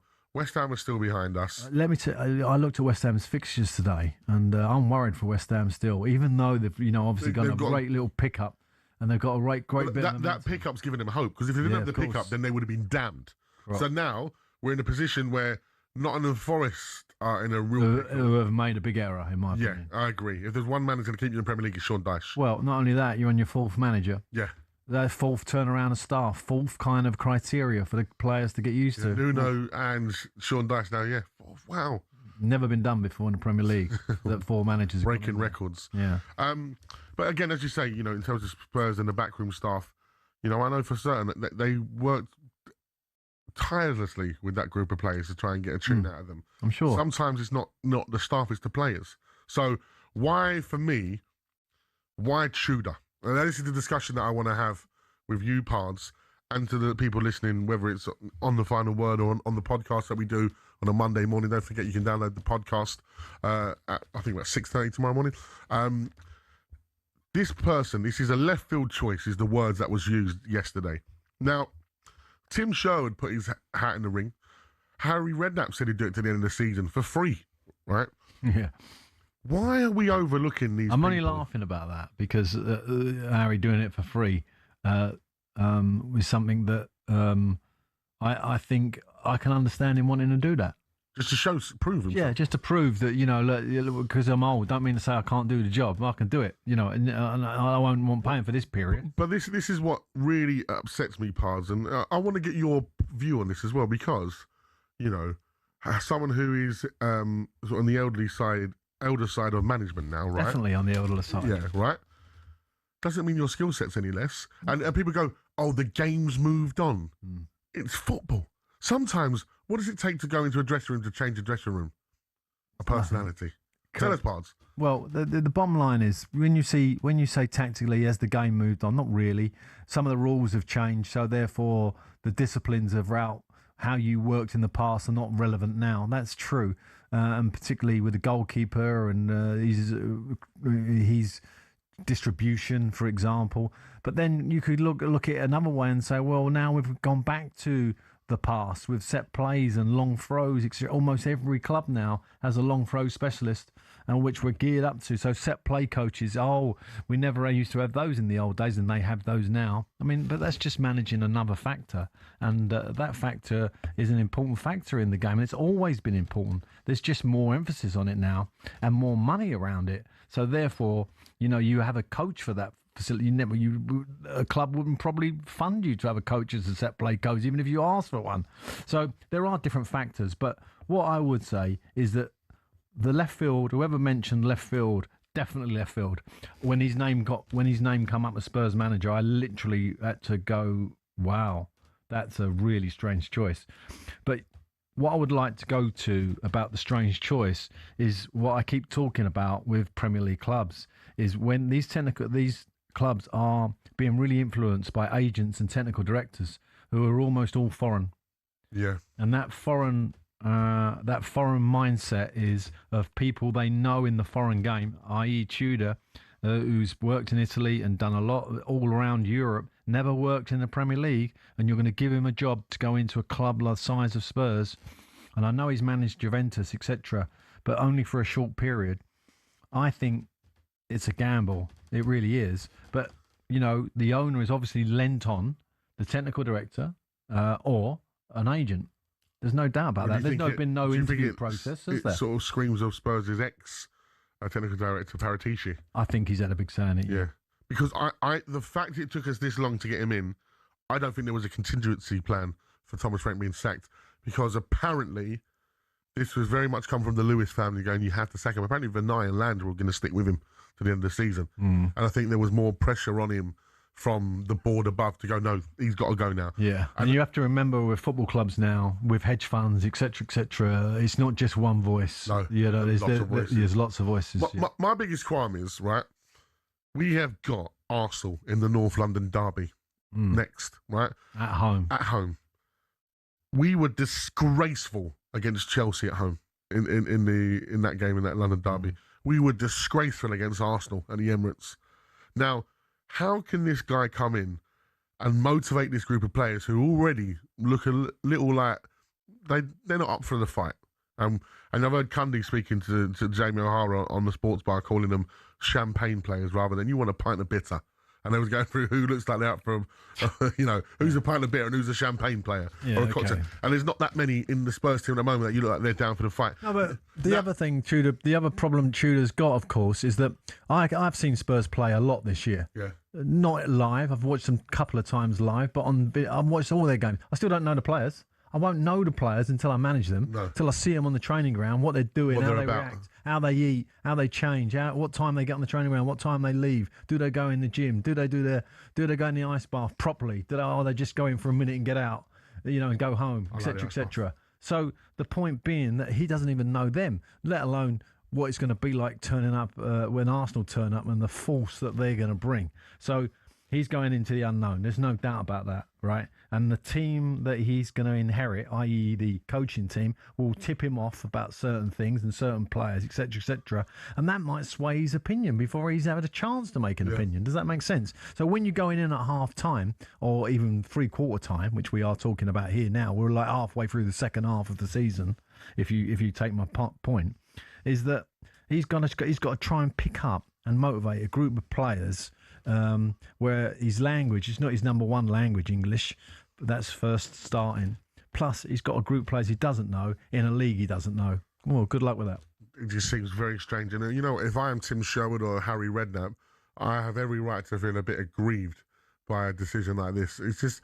Well, I don't know if they feel aggrieved, because we all know that's the game. There's always... No, but I see with Tim Sherwood, I see him on Sky, and he was, at the end of the day, when he came in for Spurs, I think we finished 6th with him, yeah? We'd be dreaming of that right now. Yeah, no, I'm sure. And his win percentage that he had, he goes, I won more games than I lost. Of course, I'd like to go in, etc. And he's like, he says he doesn't care or whatever else, and on mercy. I've got to use this, right? No. I've got to use the example that the Premier League need to look at with Martin O'Neill, what he's done at Celtic, right? Agreed. He hasn't gone in there to try and do anything other than do the best possible job and motivate the team and manage. Forget about the starting 11. Forget about the shape. All he's gone in there is managed a group of players, put positivity into them, and he looks like he's turning their season around to They might go and win the league. They might go and win the league. Go on, Martin O'Neill. So it's just in this situation, when you're looking for a manager to come in for 3 months, right, to do that. That's what you're asking this manager to do. Why not bring somebody who knows the division and has some kind of connection to the football club? That would have made sense to me. Absolutely. Right, coming up after us, the brilliant Danny Kelly on the Trans-Europe Express. He'll know about Tudor. He will do. We'll be going more in depth on Igor Tudor's appointment. But for now, Spurs fans, you know the Sunday drill. Are you having Igor Tudor? Get your calls coming into us, 03 717 22 before we hear from you next on The Final Word.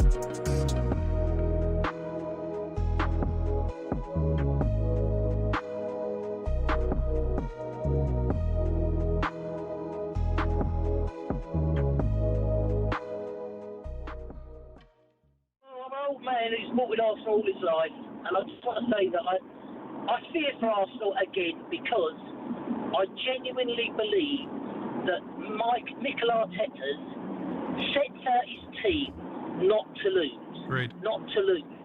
Whereas Man City set out to win. And I don't know how you win something by setting out not to lose. And this is the problem we have every year. We get towards the end, and he thinks that by not losing, getting a draw, we'll be all right. But every time you draw now and the other team wins, you drop 2 points in the Premier League. Yep. And so he's got a tried and tested method of failing. And if my reasons for believing that are, first of all, I've never believed he's going to get us over the line after his first full season. If you look back, I believe there was a moment. There was 8 games left to play. Arsenal were in 4th place. We were 5 points clear of the team in 5th, and we had a game in hand, and we still managed to finish 5th. And every season since then has been the same. That was when you went to Newcastle and lost, wasn't it? I mean, I think he's got a great...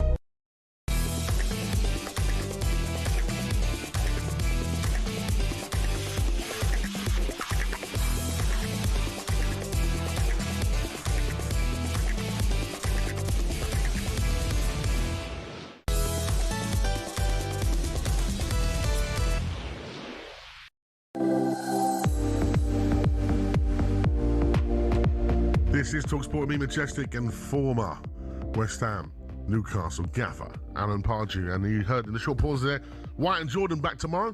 What a week they had last week, eh? It was some brilliant radio. And if you want to check out what you missed last week, don't forget the talkSPORT YouTube channel. Go subscribe because there's such great content on there. And that conversation between Luko and Simon Jordan's on there as well. If you want to watch that, it was a great debate. And do you know what, Pards? Really welcome that debate, and I have nothing but respect for Luko for coming up here and having a debate with someone like Simon Jordan, the wordsmith that is Simon Jordan. I respect that highly.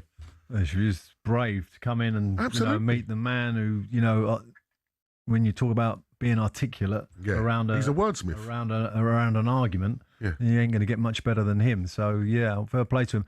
I mean, it was a tough conversation. Yeah, absolutely. But I think in our society nowadays, we need more tough conversations like that and discussions. And I think and I tweeted about that, and someone's like, "Why is she brave? She's not brave for coming up." Absolutely is to be going to that melting pot, and I have a lot of respect for her for doing that. So it's all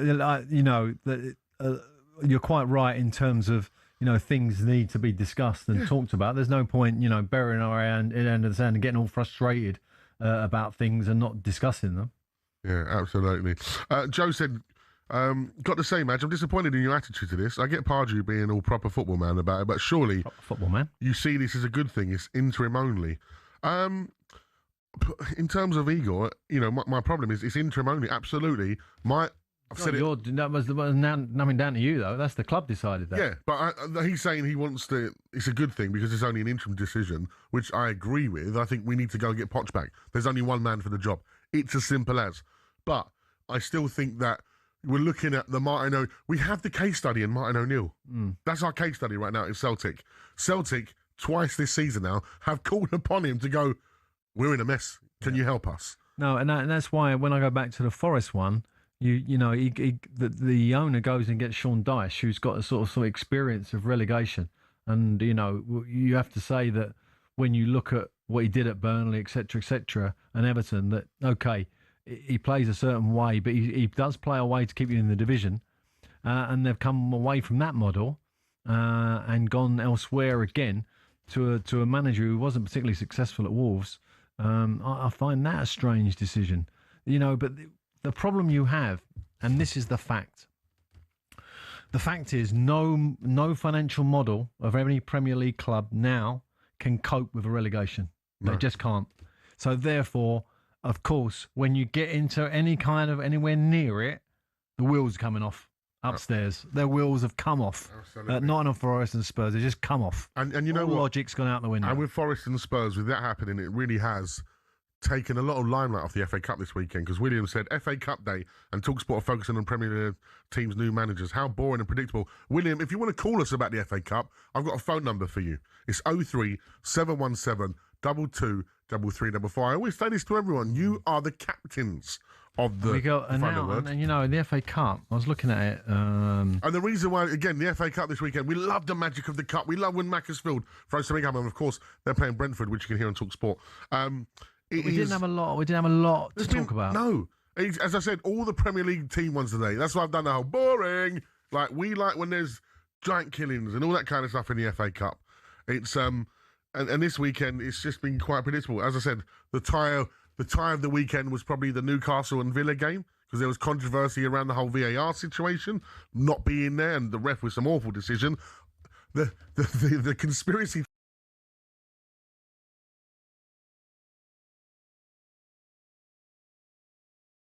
So people want VAR. Listen, we've got two callers.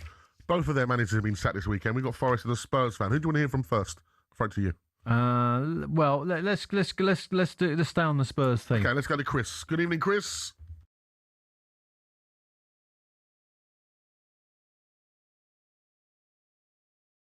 Yeah, exactly that, mate. This club is turning into a joke. Well, it's not honestly. turning. We've been a joke for a while now.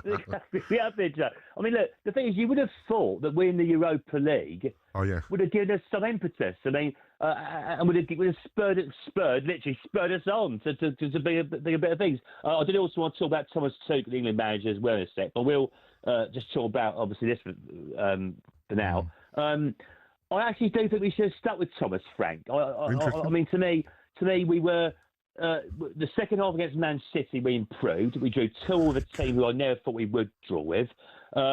We've got Arsenal coming up next week, and I think regardless of who coming, Jurgen Klopp could come in, and we still might lose to Arsenal, for all we know. So I think... Yeah, there's no shame in that. There's no shame in losing to Arsenal. Exactly, there's no shame in that. But I mean, to me, I think Igor Tudor, all right, it may prove to be a good risk, but I just don't know, because he's got no experience in the Premier League.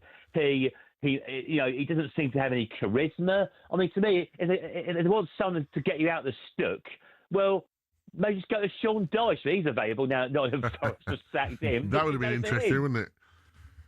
You know what the other thing, Chris, is, again, people talk about sleepwalking into the Championship and all that kind of language that's been put around with Thomas Frank, etc. I'm with you in terms of, I think it would have, by the end of the season, even itself out, we would have probably moved up a couple of places and we would have been okay. Yeah, we would have. But I just think it become, again, it's in such a bad place over there at the moment, because of so many false dawns and false promises. And now the biggest problem that Spurs have is they don't have a fall guy. Daniel Levy was always the guy that everyone focused their energy on. It's his fault. Now that he's gone, it's all like, oh, well, it's Edic's fault, but they don't really have someone they can look at and blame for everything. Now, again, I was criticised, actually, from certain people for being anti-Levy, when I was always very fair, I thought, with Daniel, because, as I said, you know, what he's built in terms of logistically for this football club will be there for years and years to come, and that is his legacy. But we know that on the pitch, it wasn't backed up. Pard said it when we had the transfer window a couple of seasons ago. That is not a club challenging for top 4. We did it again. Andrew's come out and said, look, I wanted this, this and this, and I got Dom Solanke, who he likes, and a load of teenagers. So we're hearing it internally. He didn't say nothing that we didn't know already. But the issue that we have now is we are at reset point again. So whoever comes in now, and this is why Spurs fans have to get realistic when they're talking about Alonso and Xavi and all these top-tier managers. Why would they come to Spurs right now, Pards? They wouldn't. No, they wouldn't. That is an issue because...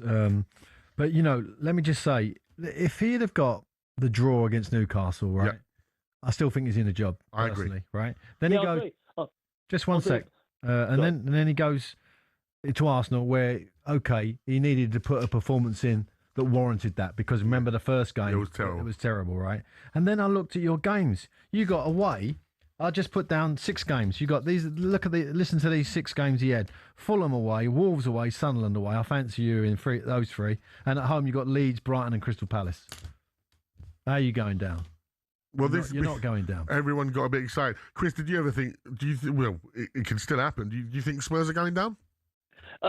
Listen, I certainly don't think it's inconceivable that Spurs could go down. I mean, Leeds United proved that no club's too big to go down. Or West Ham when they went down with that incredible team. Well, yeah, exactly. West Ham, exactly. I mean, how on earth Glenn Road, that idiot, how on earth he got all those fantastic players relegated, it's just unbelievable. I mean, the thing is, say, look, there's no doubt about it. Look, I mean, you mentioned obviously Xavi Alonso and all his other managers. The other problem is that with the setup the way it is, with Enoch and the transfer negotiators we've got, no one's going to go there. And they've got to start pushing the boat out. I mean, Daniel Levy, look, I'm not you. I was never in the anti-Daniel Levy club, to be honest with you, really. I think that he has transformed Tottenham from where it came from under Alan Sugar.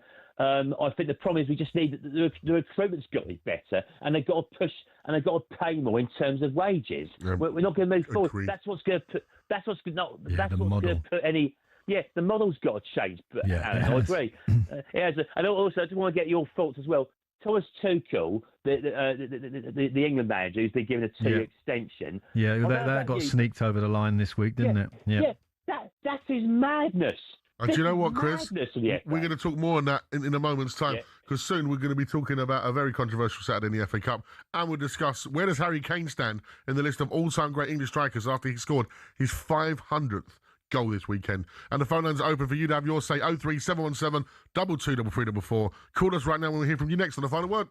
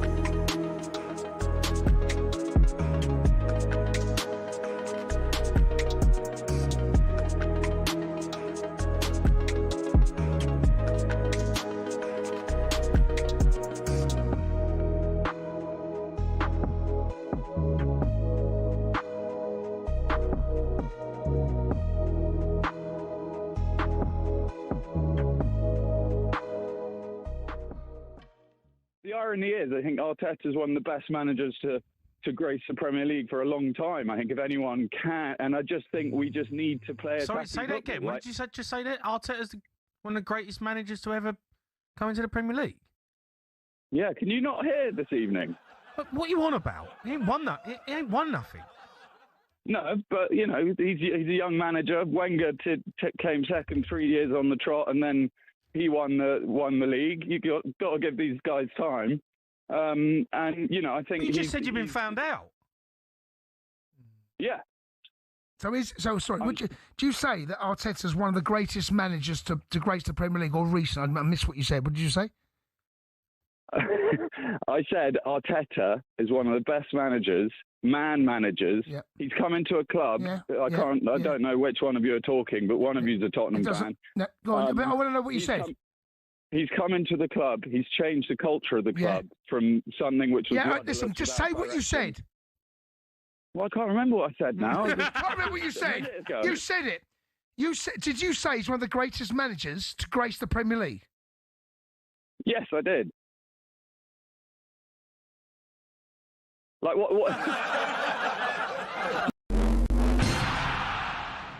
Formula One. It's a sport often seen as insular and elitist, but it's seen a meteoric rise under its owners Liberty Media, not only in popularity and viewership, but in the ability to almost print money. From greater access to more races, here's how it happened. For decades, Formula One was owned and run by one man, Bernie Ecclestone. He was old school, someone who thought the sport itself was enough, and there was no need for all this modern marketing and social media nonsense. But in 2016, Ecclestone agreed to sell his baby to American group Liberty Media. It cost Liberty Media $4.4 billion, and they quickly got to work.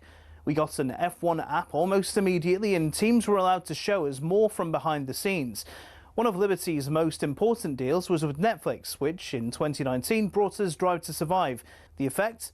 An almost 70% rise in viewership for races in the US alone.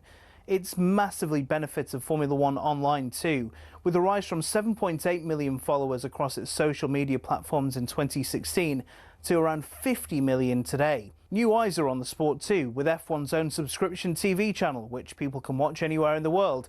But the main market they've tapped into is the US. There's now 3 races there a year, in Texas, Miami and Las Vegas, and an American-branded team, Cadillac, getting involved in the sport too. More races seems to be the direction of travel. A street circuit in Madrid's being welcomed onto the calendar, while conversations around a Grand Prix in Africa have ramped up in the last few years. More big events could be in the offing too, after the massive F1 75 season launch event in London in 2025. 7.5 million people tuned in to watch it live across their social media channels, and that doesn't include the viewing figures for where it was broadcast on TV in certain countries. It seems Liberty will do whatever they can to grow the F1 brand. Their efforts have been worthwhile too, with Forbes valuing the sport at $17.1 billion back in 2023, almost 4 times more than what they bought it for in 2016. Not bad, considering it's seen as a sport where people just drive around in circles.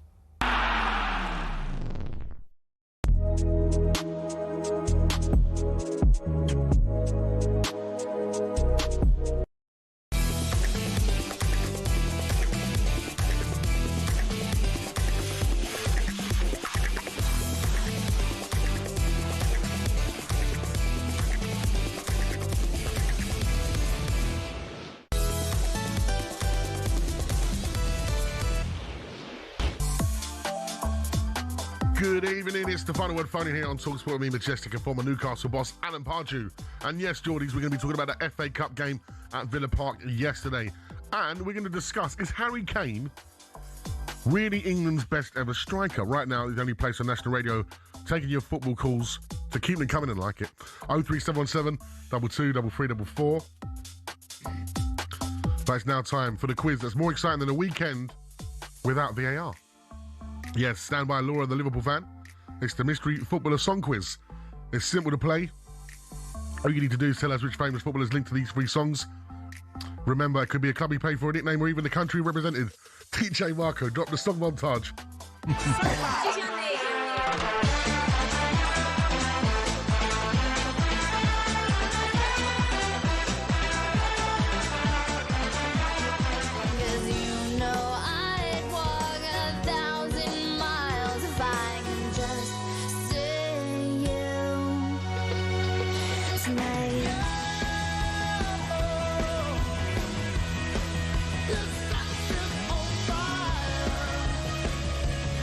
Great records there, Samba Music, Samba de Janeiro, 1,000 Miles by Vanessa Carlton, and Sex is on Fire, Kings of Leon. You know that second song, 1,000 Miles, Pards? You ever seen White Chicks, the film? No. My daughter was big fans of that film.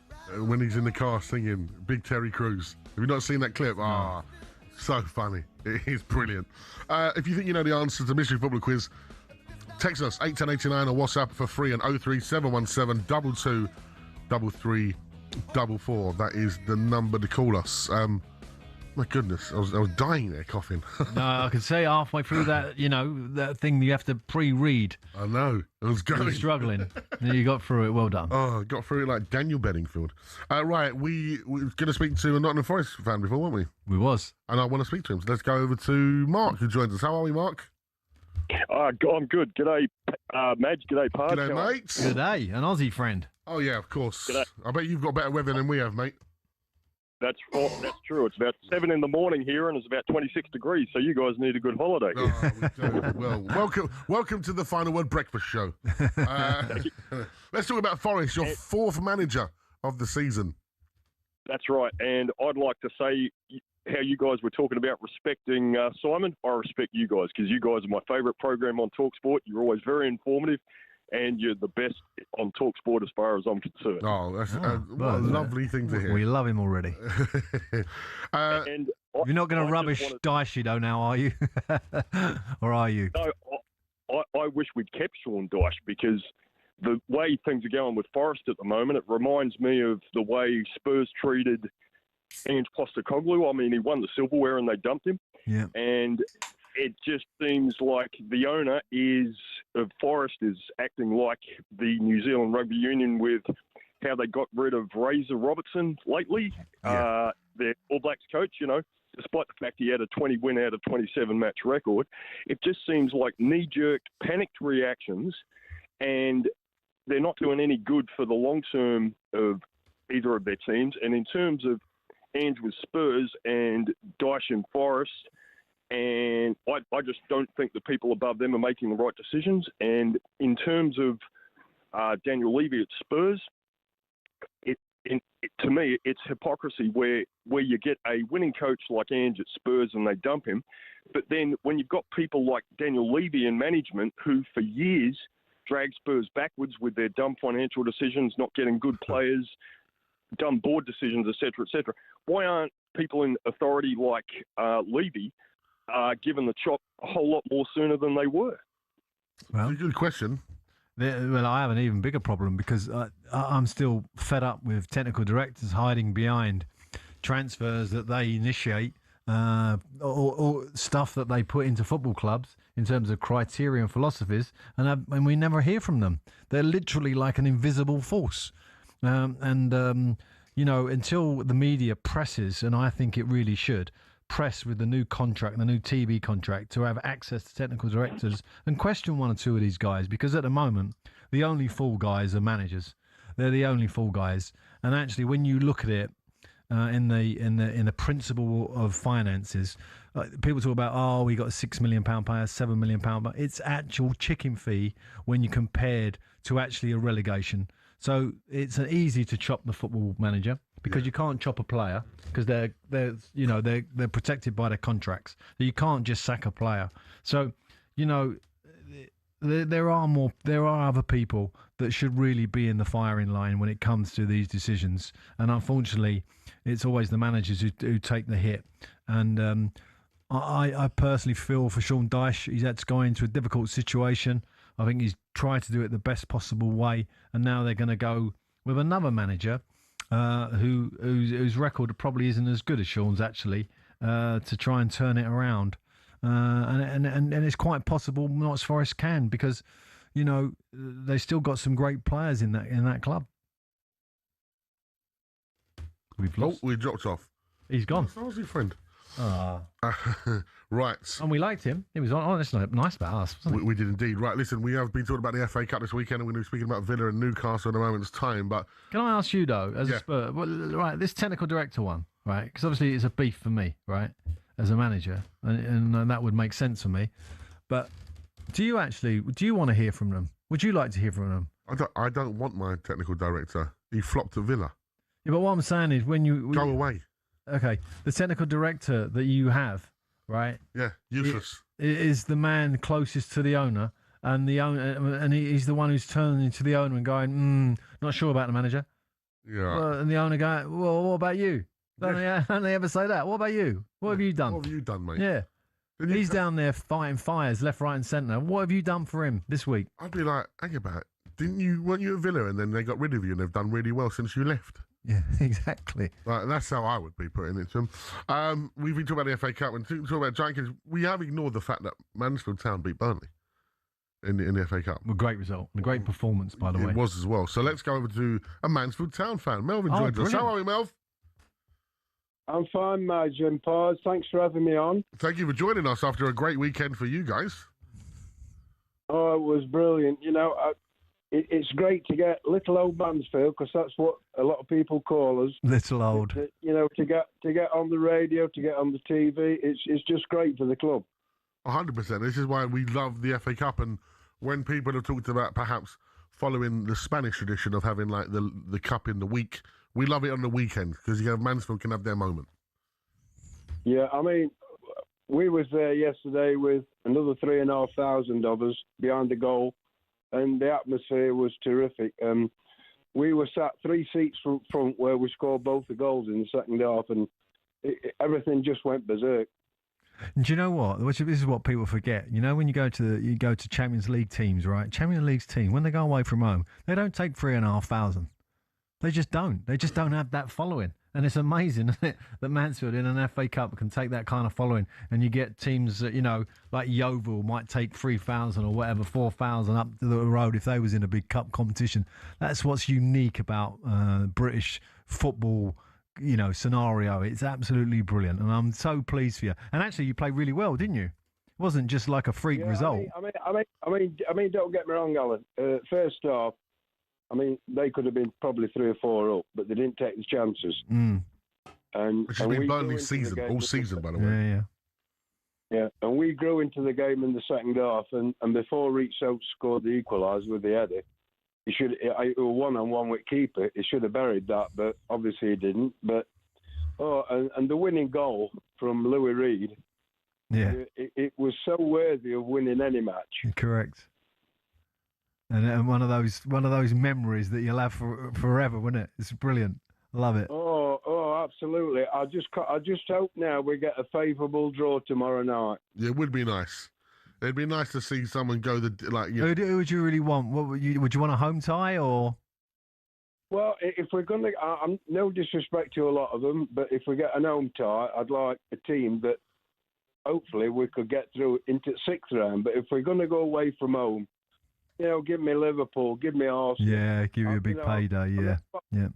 It's a big payday for club. Correct. And what people don't appreciate either, and you're quite right by wanting to have a team that you can beat at home, is actually how much you get per round now, and plus the TV appearance money, etc., etc.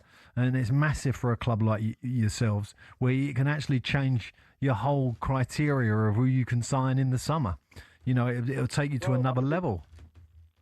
Well, for yesterday, Alan, for winning yesterday, it's bagged us another 127,000. Brilliant. Yeah, that is amazing. So thank you very much, Mel, the Mansfield Town. Yeah, and you know what, Madge, what's amazing about that? If you go to the financial director of Mansfield and say, can you make me an extra 127,000? He just can't. Yeah. You know what I mean? He can't even get close. No, he can't even touch the sides of it. He can't even get to the 7,000. But just to win a football match, to get it, brilliant. Well, let's round up this Spurs topic because we've got another Spurs caller. Mark joins us. How are we, Mark? Hello, guys. You all right? Yeah, very well. What do you want to say, Mark? I was going to say, firstly, I thought I'd have a week off from listening about Spurs this week. I listen to you guys every week. We dominate the conversation. We haven't even had a game. I know. Mate, honestly, I try and veer away from it. I get drawn back in. I thought I was gone, but they drove me back in. Part of my concern is just obviously pundits on the radio, friends, fans of other clubs. Everyone seems to be, oh yeah, you'll be all right. And even the club's statement when we appointed Tudor, our objective is straightforward: maximise the quality within the squad and compete strongly in the Premier League and Champions League. It's as if they're scared to say our objective is to stay up. Our objective ain't to compete or win the Champions League. It is to stay in the league. Alan, you mentioned our next 3 games, Fulham away, Sunderland away and Wolves away. Yeah. Respectfully, mate, what makes you think we're going to win those games? We can't score a goal. We've won 2 games since October. We don't have, when I was a kid, we had Sheringham and Klinsmann and Anderton, and then we had that era with Keane, Defoe, Berbatov, then we've had Kane and Son. We've always had a maverick. We haven't got any goals in the team. Kolomwani, 0 goals. Odebear, 0 goals. Simmons, 1 goal. Tell, 3 goals. Yeah, this is why Thomas Frank lost his job. That's the truth of it. Exactly. Yeah, obviously we know. Look, every show we have the same debate. Like, obviously it's the ball's fault, but notwithstanding that doesn't mean that Frank. I will say, Mark, though, the one thing that we do have and we haven't had for a while, and he's still sort of coming back into fitness, is Dom Solanke. That's a massive plus.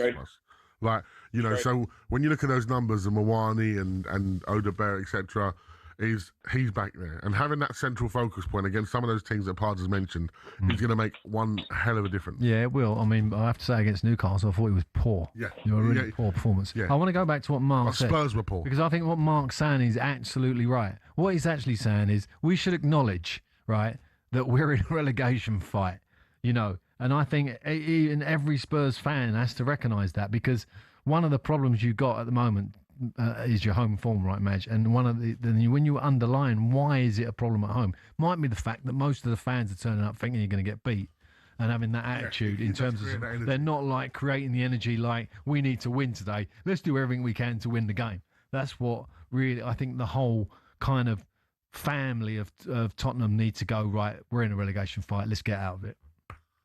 Absolutely. Right. 03717 2233. We finished for Spurs now. Can we put something? Can we underline it? I want to talk about Thomas. When are we going to talk about Thomas Tuchel? I'm sure I've got a bit of an issue with that. Well, we'll get some time for that. All right, okay. Guess who's listening? Jill's listening. Jill, okay. Jill's had a sleepy weekend, has she? Yeah. They've won. Alan Little says, Alan's looking tan, man. Has he been filming another one of those adverts?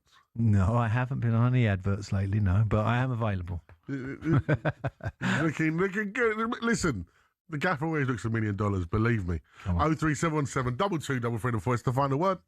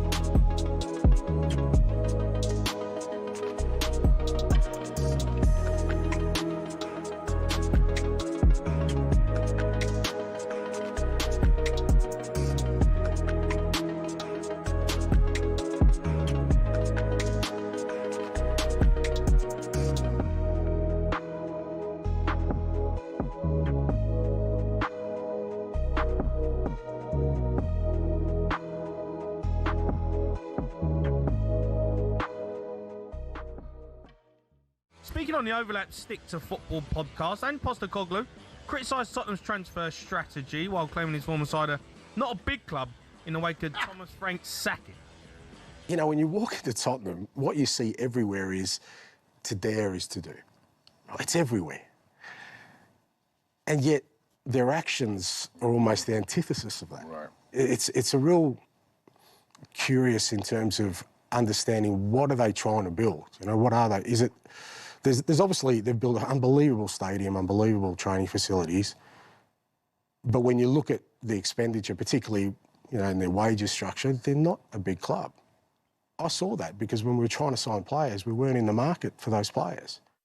It's just who we are, mate. Oh my God. To dare is to do. What do you lot do? You do nothing. What do you do? Yeah, I mean, look. What do you do? What do you do? Do you dare?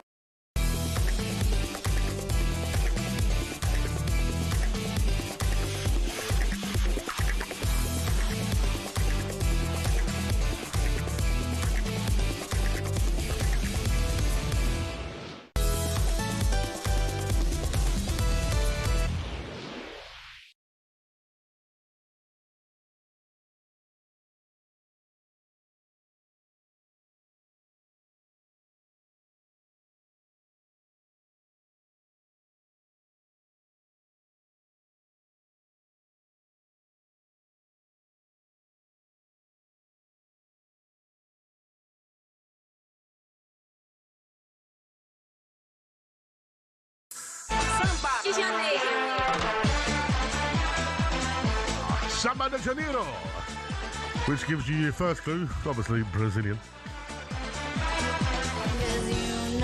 Vanessa Carlton, 1,000 miles. So the 1,000 is key here. And Sex is on Fire by Kings of Leon. His famous nickname in Brazilian was King, which is Ore, I believe in Portuguese. If you think you know the answer, Samba Music, 1,000, and King. Who could it be? 03717 2234. What? I said 3 and 4 the same thing there. I combined in numbers. 03717 2233. It's been a long week, Pards. It's been a long week. Get me to Vegas. Get me to Vegas. You Spurs, you just like to have the headlines, I think. I don't want the headlines. Yeah, you love it. Well, let's be on the back page again. We're Spurs. Let's be on the back page. How can we be on the back page? Just keep losing. You're animal. And to think I've been fighting for your legacy numbers this week. You know that? Yeah. Have you? I've been genuinely fighting. I've been speaking. They're just not having it. I've been speaking to the kit man and everything. Oh, Christ. Because those legacy numbers. We turn up in good faith. Those legacy numbers were his idea. We so signed. I said to him, where's Pards? Yeah, we signed exactly like Tudor did to get you out of trouble in Europe. Me and 4 other very good pros at the time. Custard pie, disgusting. Anyway. Was you at Barnet as well? Did you do Barnet? I'd finished at Barnet. Yeah. My lucrative contract at Barnet had come to an end. And I took this short-term pitch was to Barnet Spurs. Underhill? Yeah. What was pitch? Yeah, on a slope, yeah. But I was used to it. I played Yeovil on a slope. Oh, did you? Yeah, I was good at slopes. I always played up the top end. Oh, okay. Yeah, that was the trick. One of the worst slopes I've ever seen in the history of football, right? You know, like you get terrible pitches on the grassroots. And you know I love my grassroots football. Yeah, love your grassroots. It's a team called Mill Hill Village, right?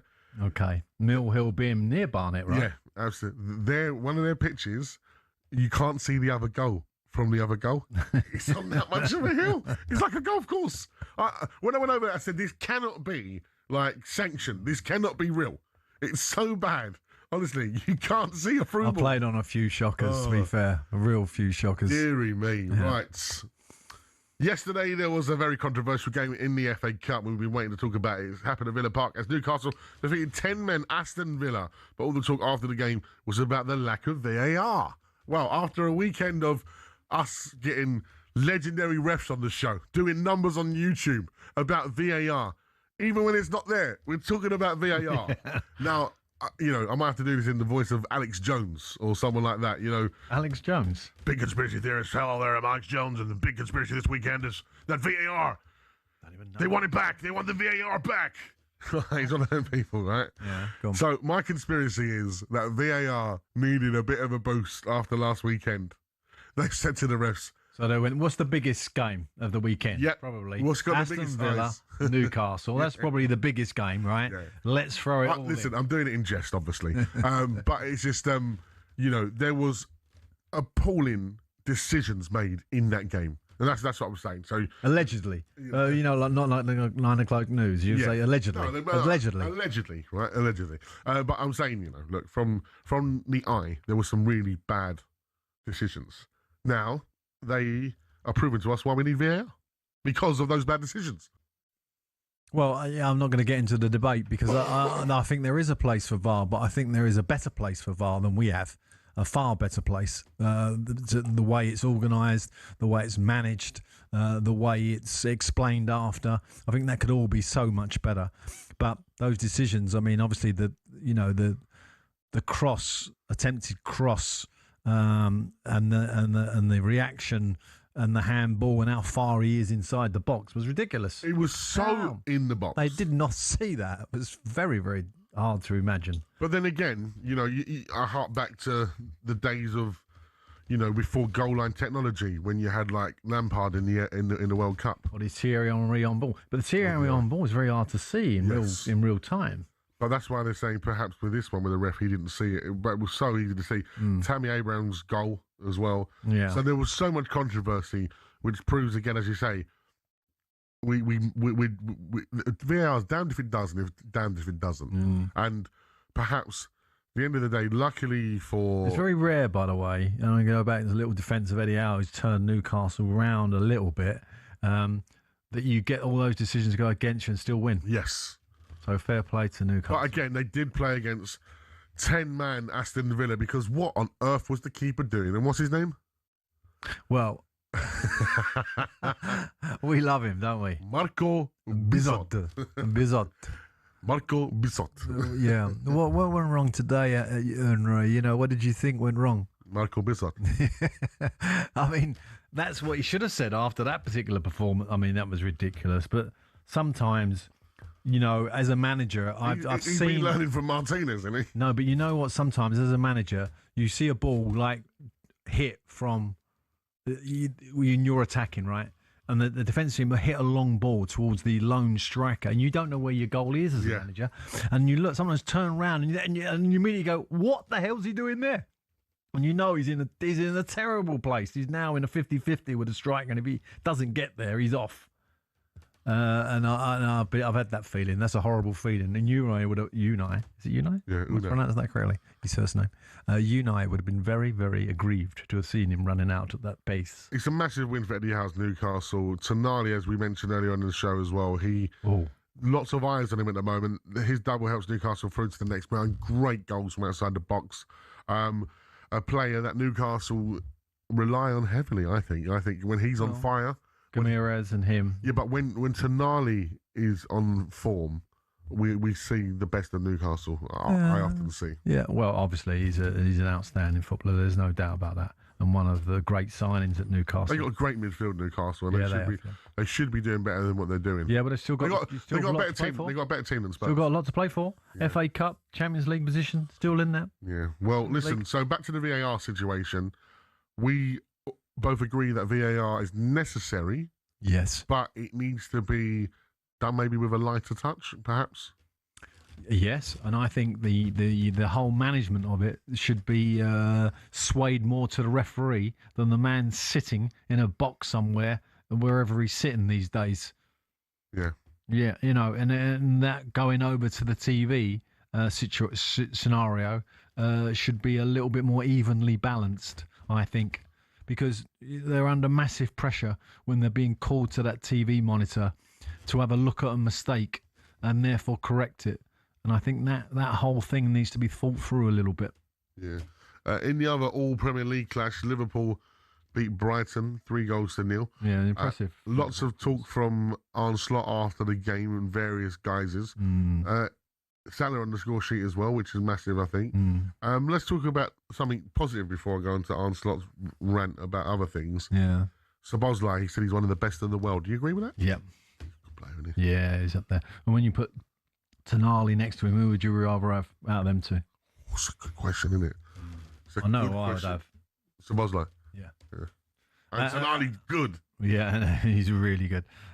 So when when you're talking about the best players in the world and you look at what he can do, I'm not in a team that's been dysfunctional. Yeah. He's been probably their best player. Stand that light, yeah. Yeah. So he has to be put in that category, and obviously he's got a World Cup coming up as well, hasn't he? Yeah. He will be a major influence. You need to look after him when you're playing against him. Absolutely. And then let's talk about Arne Slot, his other comments. You picked up on some bits, didn't you? Yeah, I'm kind of fed up with him because when he gets beat, he comes out of excuses about how the opposition are setting up, etc., etc. And now he wins a game against Brighton and he almost pats them on the back that, okay, this is the sort of team I want to play against. They try to win. They try to play out like us. They press like us. Oh, well done. And he beats them 3-0. Oh, he's happy days. But that is what makes the Premier League, the fact that there are different ways of playing the game. Don't be a snob about it. You're not here to kind of say everyone should play the same as you. This country and this success of this Premier League is very much about horses for courses, and some teams haven't got the attributes that Liverpool teams have. They have to use some dark forces to get over the line to win a game. Well, that might be a low block, etc., etc. Tony Pulis' Stoke is a perfect example. Perfect example. It was his own thing. It was his own entity. To the point, teams did not want to play them. Well, look at the results Tony Pulis used to get against Arsenal. Yeah. It was incredible. He always turned them over, and Arsenal would do exactly what Arne Slot's doing now. Going back 30 years, he'd be moaning about the style, moaning about this. Just get on with it. It's part of the game. I'm fed up with him, Arne Slot. I really am. I want him to just sort of show a little bit more respect to other club situations. You've heard it from Bard. Slot, shut up. Yes, exactly. Shut it, Slot. We've had enough. Yeah. Well said, Madge. We're like the Harry Enfield characters, the Writers Brothers. Yeah. And if Slot was to come in, just feed it into you, so you can. If Slot was to come into my press conference, I'd go out and 2-1 victory over Liverpool. No. And moaning about my style, I should say, "Oi, Slot, no!" Bard's just gone in a rant. I love it. We've talked about Burnley and Mansfield because we spoke to our Mansfield caller. Cloughie's side, that's the shock of the round. Mansfield Town came from behind to beat Premier League strugglers Burnley and reached the 5th round of the FA Cup for the first time. Well explained. Since 1975. 1975. Wow. I was 14. You was not here. No, I was not here. I was a glint in my dad's eye. Kevin Keegan. Would it have been Kevin Keegan's era in 1975? That might have been a bit early for Kev. No, I think it was back Kevin Keegan's period. But talk about him later, Kevin Keegan. Nigel Clough obviously comes from incredible stock when it comes to management. So, could they be the giant killers of the FA Cup and go all the way? I don't remember Brian, his father, having a great record in the FA Cup. I might be wrong, but I don't remember it being great. I remember playing them 91, That was my first memory of like Spurs. Was it? Yeah. Against Brighton, not on the Forest. Yeah. Stuart Pearce. He's a hero of mine, Brian Clough. I loved him. And his son really has been managing down the levels. I mean, I don't know how many games. Nigel must have managed. He's done a lot, hasn't he? 900, 800, 900. He may have 1,000 games, Nigel. He probably got more than his dad. Well, guess what? Go on. Nigel's on the talkSPORT Breakfast Show with Ali. Is he? And Jeff tomorrow morning. Oh, that's brilliant. He's a top fella. And what a weekend for him. Yeah. Brilliant. Coming up next, we're going to be talking about the record-breaking Harry Kane. It's the final word on talkSPORT. Harry Kane.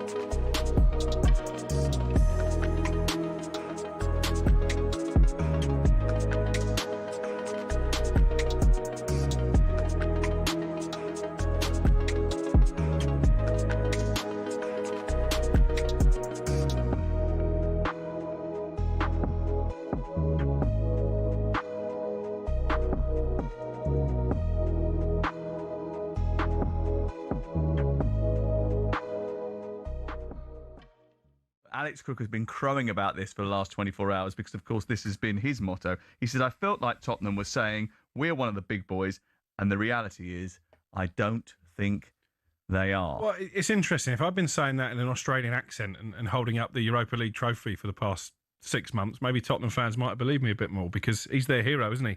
Despite the fact he finished 17th last season. And he's right. He said all the things that I've been saying. They're a big club in terms of the training ground is fantastic. The stadium is the best in the Premier League, if not the best in Europe. But they're not a big club in terms of trophies won, in terms of global fan base, when you compare them to the likes of Liverpool and Manchester United and Arsenal, especially now that Son is not there anymore, because that did open up all kinds of avenues for them. And they're not a big club in terms of the transfer fees they pay, because Dominic Solanke is still their record signing at £65 million. And they're not a big club in terms of the wages. Well, actually, that does make them a big club in world football because there's not many clubs that pay that sort of money for players. Most of them Premier League.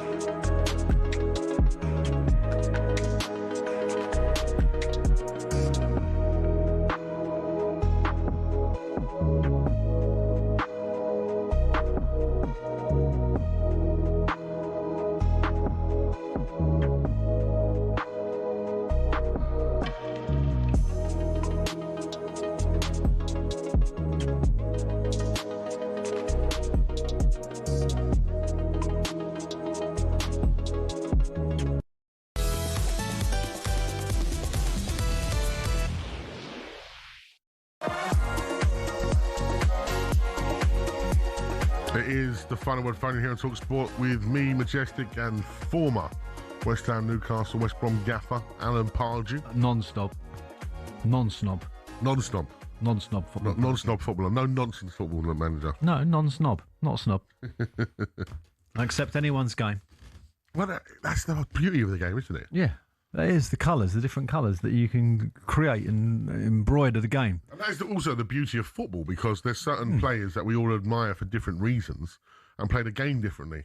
Correct. You know, people like flair, people like tenacity, people like effort. There's so many different ways that you can play football and be good. You put all those ingredients together, you get a good team. And I've got, you know, one of my outstanding memories of a player that probably people don't really remember, but if you're a Chelsea fan, you were Mickey Droy. I used to love Mickey Droy. Yeah. He was useless with the ball, but he was a big, powerful centre-half. Do the job. Edit out. Kick it down the channel. Sounds like Stefan Freund for Spurs. You don't know him, do you, Mickey Droy? No. He was useful down the old King's Road as well in the pub. Was he? Yeah, because he had presents at the bar. Yeah. He always got a drink on Mickey. Right, it's now time to talk about the man who entered the 500 goal club this weekend, Harry Kane. To hit that milestone, he scored a brace against Werder Bremen on Saturday. Kane was already the highest scoring Englishman, having surpassed Jimmy Greaves' total of 474 in December. Kane has scored 26 goals in just 22 Bundesliga games. Where does Just Harry Kane, racking up them stats, isn't he? Where does he rank as one of the football's best ever strikers? Well, I think, the press will grab onto this week. You're going to see a lot of articles about this. Where does he sit? Where does he sit in world football, etc. I mean, the facts speak for themselves, don't they? He's very much in the conversation as the best. I'm not sure he'd be my best, but he's up there. When he left Spurs, I don't think I've been as heartbroken since my first love. Really? Genuinely. It hurt me so bad. Did you have a tear? No, because you know what, and I even tried to convince myself. You convince yourself, I'll be better without them, right? I'll be better without them. Be a more rounded person. Yeah, right. Yeah. No, I won't be better without them. And, obviously, having met him, such a nice bloke as well. And, that first year in the Bundesliga, when he didn't win, I was so happy. I was like, yes, you left for no reason, right? Justification. Yeah, I know. But the thing is, I've said it before and I'll say it again, I'll beg him to come home. I'd love him to finish his career at Spurs, where he belongs. I want him to finish his career in the World Cup this summer by winning it. So this is the throwing thing. the towel in and going, I'm done. This is the thing, right? The one criticism people have of him is turning up in the biggest games. Now, we're talking about semi-finals of World Cups. We're talking about finals of the Euros. Because if we look back at the game against Italy, against Chiellini, etc., and he didn't really do much in that game, right? Yeah, but here we go on. Do you want me to answer that? Yeah. Well, you could go back over great sides, and some of their big players didn't turn up in the finals. Messi being one of them, etc., etc. He did, obviously, in this particular World Cup, the last one. But in other finals, he was massive criticising it. That's what I'm saying. Do you remember they wanted him out? Yeah. Maradona disowned him, etc., etc. So it doesn't, sometimes it just does. The game doesn't evolve for a certain individual. Now, Harry Kane has got the ability, as we know, to win us the World Cup, captain us to win it. We've definitely got a team that has got the criteria and the Thomas Tuchel new contract we'll talk about in a minute. But that's why when people talk about Kane in comparison to other strikers, Didier Drogba, whose final contribution is something like 9 in 9, right? Yeah. That's when they have the argument. As I said, there is no debate about how good Harry Kane is. But the one thing that's hanging over him is this whole... First of all, it was winning something. He's gone and done that in the Bundesliga, etc. Yeah. Now it's turning up in the biggest moments. So in the Champions League final, no good. He was coming back from injury. He shouldn't have started, and that was the beginning and the end for Potter. That's what I'm saying. So sometimes it's not always a mitigating circumstances. Yeah, exactly. And the team performance, etc., etc. Anyway, let's throw some names, right? Alan Shearer. Kevin Keegan. If I go back to Kevin Keegan, wow, what a player he was. Twice Ballon d'Or winner. He could do everything. He was great in the air. He won the Ballon d'Or? Yeah, twice. Wow, I didn't even know that. For Hamburg. Poor for me. Yeah, he went from Liverpool to Hamburg and won it twice for Hamburg, I think. But also, Gary Lineker and Wayne Rooney. Wow, it's fantastic. Jimmy Greaves. So okay, He's in that. Where does he rank in the all-time top 3 English strikers? Who's your top 3 English strikers of all time? Well, I would have Shearer, Rooney, Keegan, Jimmy Greaves, and Harry Kane. There you go. Okay, so who's the top 3? I just told you, I'm not picking. That's 5. I'm not picking. No, I don't have to. You've got splinters. Get off the fence. My contract under talkSPORT does not say that I've got to pick me top 3. But the one player that I would have, if someone said to me, right, this is it, you're gonna play 4 at the back, you're gonna play 5 midfield players, but 2 wide players, and you're gonna have with 1 striker, only 1, right? Harry. I'd have Alan Shearer. Really? Before the ACL. Yeah. Okay. So that, and for those who don't know, that's a cruciate ligament injury that he had when he was about 24, 25, I think. So, but Wayne Rooney running really close, and then Kevin Keegan, and then Alan, and then Harry Kane. Okay, so then then Jimmy Greaves. This is a good thing to compare, and I can only do Rooney, Shearer, and Kane because they're the ones I saw. Right? Okay, that's fair. And Shearer before the ACL. Yeah. Wayne Rooney in 2004 when he burst on the scene for England when he played France, or Harry Kane at his absolute peak. When was his peak? Harry's. Is his peak now? I think it's now. I think it's now. What I would say about the difference between Harry Kane and Alan Shearer is that I think, I'll be right in saying this, Harry Kane's assists record will be far better than Alan Shearer's. Well, I do remember when it came And up. Wayne Rooney's, I think he would be on a par with Wayne's. I don't think Wayne would be that much ahead of him on the assists front. Well, I think Not sure about I remember at first when Harry was having really good moments for Spurs, and they were talking about a match of the day, and he said to him about Alan Shearer. You know, like, who would you compare him to? Like, if it was, you know, is he comparable to you? And he went, nah. Well, like, I was sharing him. He goes, he's a mix of both of us. He can do both of those parts of the game. And that's one thing that stood out for me. He can do that. He can drop deep. That's why I think, and he is such a great professional, he will be in the game as long as he stays injury-free. And he seems to have done that over in Bayern Munich. He was always a problem with his heel. I think there was always his ankle. He's done all right over there in terms of staying fit. He looks after himself. He's got another 3-4 years in him. Yeah, of course he has. Yeah, right? And I think he's one of those players who will play, who will adapt his game as well. Like Alan Shearer adapted his game after the ACL to become a different player. He gets like an offer to go to the NFL. NFL to play as a kicker. I'm telling you now, that might be. It sounds crazy, but that's the kind of thing. Harry, he loves the NFL, right? Do you know what I see on? I was watching the NFL Super Bowl finals the other day, and they were talking about John Elway. And John Elway had this massive game. He loses this particular big game, and the kicker. Guess what the kicker did when he come on to kick? You know, so in the NFL, right? You get a touchdown, and then the guy comes on to kick it over for an extra point, right? No shoes, no sock. Barefoot. Done it. And he done it. No, and he missed. Oh, you can't do it in but this. He took every kick with no boot or shoe on. What's all that about? You got to deliver if you're going to do that. Like Zola Budd. Remember Zola Budd? No. So Zola Budd was a runner for us. She was like the biggest star of the Olympics. Ran barefoot. Maybe making quicker. So, Wayne Rooney 2004, Harry Kane at his peak, Alan Shearer before the ACL. You have to choose one of them. Alan Shearer. I'm going to choose Wayne Rooney. Wayne Rooney against France, that European Championship. Now, Wayne Rooney was a joke of a man. He was bullying Thuram. There was one tiny little flaw in Wayne's makeup, in my opinion. Mentality? Yeah, the mentality that he just went over the top a little bit. Yeah. Got a little bit too emotionally involved in the game. But that's what. And Alan Shearer was always cold. Yeah. I always thought there was a few. He could have nasty moments. We got that. You remember that thing with Roy Keane? Yeah. He can be a bit nasty. Don't worry about that. But he was quite cold emotionally to the game. Whereas the heat of a big game like Argentina or something, you know, with Wayne, you never know. Well, Harry Kane has scored his. We're talking about the highest end of football. This is brilliant, isn't it? Harry Kane, incredible. What a story! Well done, Harry. Superb. And for all his family, if anyone's listening, listen, must be so proud of him. As I say before, Harry, if I've ever said anything bad about you, you have.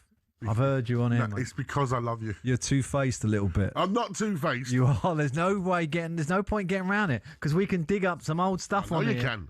And about what you've said about him. Yeah, and I've always said he's unbelievable. Yeah, I have. He hurt me. He hurt me bad. You know what? In saying that, I actually remember saying, I tweeted once years ago about a certain footballer being like the worst I've ever seen at our club, and then they got really good. Yeah, and I actually apologised to their face. I said that I tweeted this. I told them. I said I tweeted that once. You're unreal. I'm sorry, but that's the thing with football. Opinions can change. Yeah. Football is fickle. I've actually had a couple of players apologise to me over their behaviour under my stewardship. Well, as they've grown up and they sort of reflect. Reflected a little bit and thought, maybe I wasn't, best of order. It happens in life, and we need to. And I admire that. I think that's an honourable thing to do. You know what it is? That's called growth. And I think... And maturity. And we need more of that in life, and that absolutely brings us back round to that. That's the hardest word to say in any kind of a situation is sorry. Yeah. Get used to saying it. It's good. And you know what brings us around nicely to what we were talking about earlier on with Simon Jordan, and that they're going to be on tomorrow, of course. And talkSPORT's daytime lineup is absolutely stellar. Well, talkSPORT had all the headlines this week. It's been brilliant. Yeah. Well done to the team at talkSPORT. Excellent radio and viewing, of course, because we're in HD in these wonderful new studios of ours. Coming up next, before we hand the baton over to another incredible broadcaster and fellow Spurs fan, Danny Kelly. Does a great He'll be talking about Harry Kane, he'll be talking about Thomas Tuchel, I didn't even get a chance to talk about, which I'm really aggrieved about, which I'll be bringing up with the producer when I finish. Maybe hang around for the Trans Europe. No, I'm going to go home. Sulk. We'll reveal who the mystery footballer is, but for now, give us a WhatsApp message on your England top 3 strikers of all time. So, very simple, guys. You're listening right now. Oh, who's the mystery footballer? We're going to come give you that after the break. But I'm saying to the nation right now, I thought we were finishing and I was going. No. 03717 223344. You might be screaming at the radio going, Mad, you're an idiot. You're an absolute... Pards, you're an idiot. Pards, you're an idiot? Times. Yeah. I'm used to that, it's all right. That's right. That's not the top 3. Tell us who you think. 03717 223344. And we'll read them out next on the final word on talkSPORT.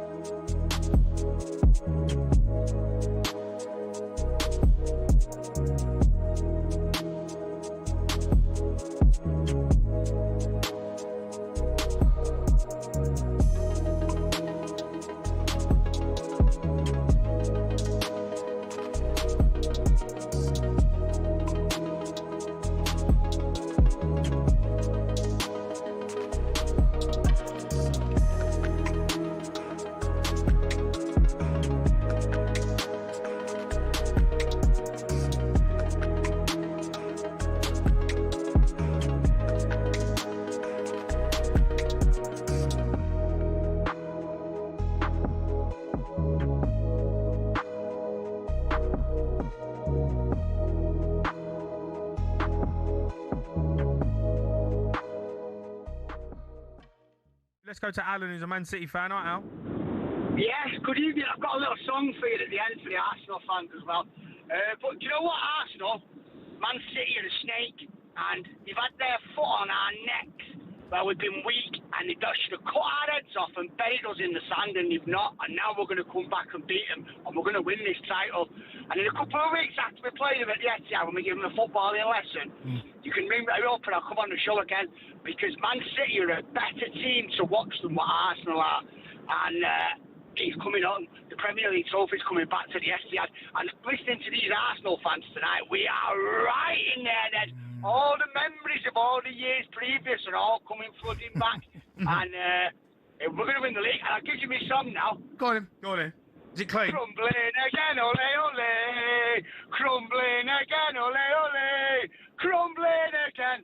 Crumbling again. Crumbling again, ole, ole. Can't wait to sing that. All right, Al. Listen, Man City fans are... if they're listening to the show tonight, Man City fans...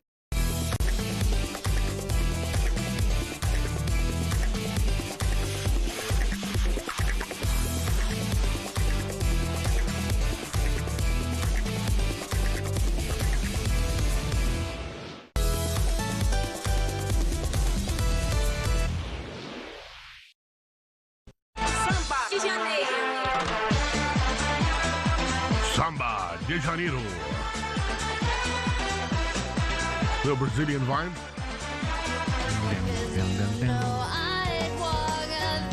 Oh my God, I love this song. 1,000 Miles, Vanessa Colton. Notably from the film White Chicks into this, which always reminds me of Tyson Fury. Why? Match, I want Biggie Smalls, and then I want Kings of Leon from Morocco. And I'm like, 2 different songs, different keys, different genres, I'll do it. Are you paying? Big shout to the Gypsy King, who's of course back at the Tottenham Hotspur Stadium. You told me a story about Dolly Parton with the Gypsy King. Who? You did. You told me a story. You said that he wanted... didn't he change his mind and he wanted Jolene on one of the... I think, yeah, there's been many changes, lastminute.com. The answer to these 3 musical montage tunes are, of course, King Pelé. Puma King, famous old football boot that of my generation everyone owned. Yeah. Pelé. And now when you talk about Pelé into the company we were just talking about, he's above them. Pelé was magnificent. Did you watch him? I did indeed. Yeah, that's the thing.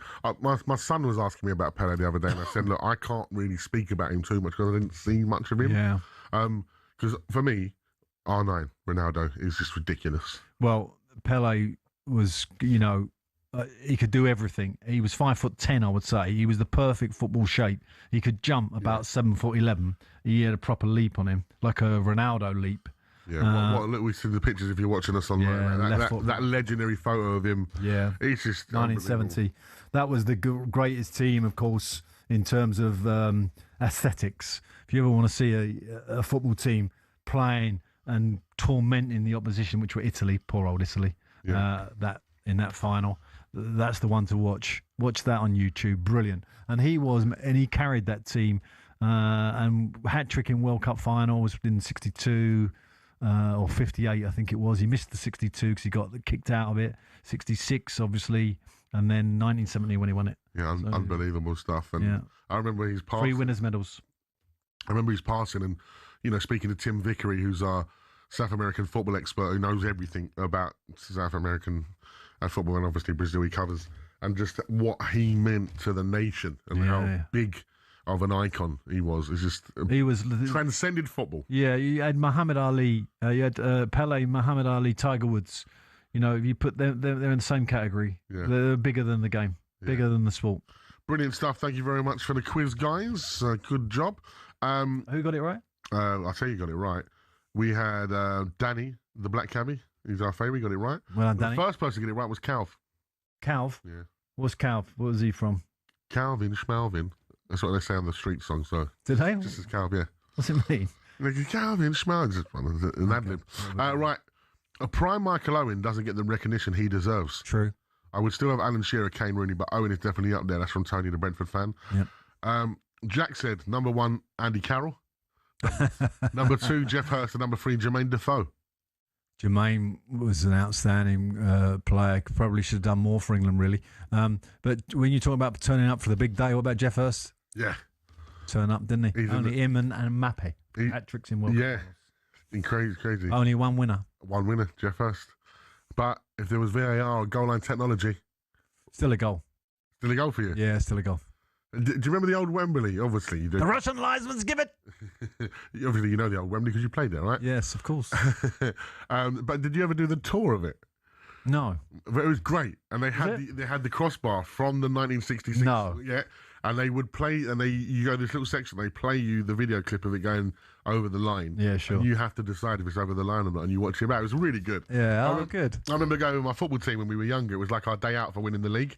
Okay. Brilliant. An immersive football tour in the day. Yeah. My goodness me, yeah. And then you got to walk up the Wembley stairs and hold up a trophy and all that. Did you go up the tunnel? Yeah. I mean, going up that tunnel was steep, wasn't it? Yeah. Steeper than you think, yeah. Absolutely brilliant. Thank you for everyone getting involved in that. Just a quick topic before we pause. Millwall, they go third in the Championship, 3 points behind Coventry. Millwall in the Premier League. What's wrong with that? It can happen. All my family from Bermondsey. Oh, what, Sean? Trust me. Yeah. Pie and mash. That pie and mash shop will get an extension if they get in the Premier League. Come on, the Millwall. Millwall West Ham in the Millwall Chelsea. Don't Millwall West Ham. Millwall Spurs. Oh my God, it is spicy. I lost 4-0 to Millwall as West Ham manager. Did you? I don't know how I survived that game. There's one of those games you're thinking, might get the call tomorrow. Where was that? At Millwall at the Den. Yeah, I think it was 4. Some West Ham fan. West Ham fan will remind you. It'll remind me on the way home. Don't forget Coventry against Middlesbrough in the Championship live on talkSPORT 2. It's an exclusive with presented by Ollie Klink and commentary from Joe Shannon and former Arsenal midfielder Adrian Clark. That's tomorrow. Big game for Coventry. Former who, sorry? The former Arsenal midfielder Adrian Clark. Okay. Yeah, he's our EFL expert. Good guy, Aid. Knows everything about the EFL. But if you need some music in your life, then swipe across the talkSPORT app to the Virgin Radio Breakfast Show with Chris Evans and go on the YouTube channel and watch TFI Fridays because he's back on the Virgin YouTube channel. It's brilliant. But the final word returns next Sunday without me, Pards. I'm hiding. Yeah, and because it's the North London Derby. It's the North London Derby and I'm going Vegas. And we're going to be kicking Spurs again. So if you want another kicking Spurs, come on this show next Sunday. I will be. We'll get you online. We'll get you on the phone. I'll be on the phone. You can catch me there. Tudor might. He might move. You never know. He might bring manager bounce.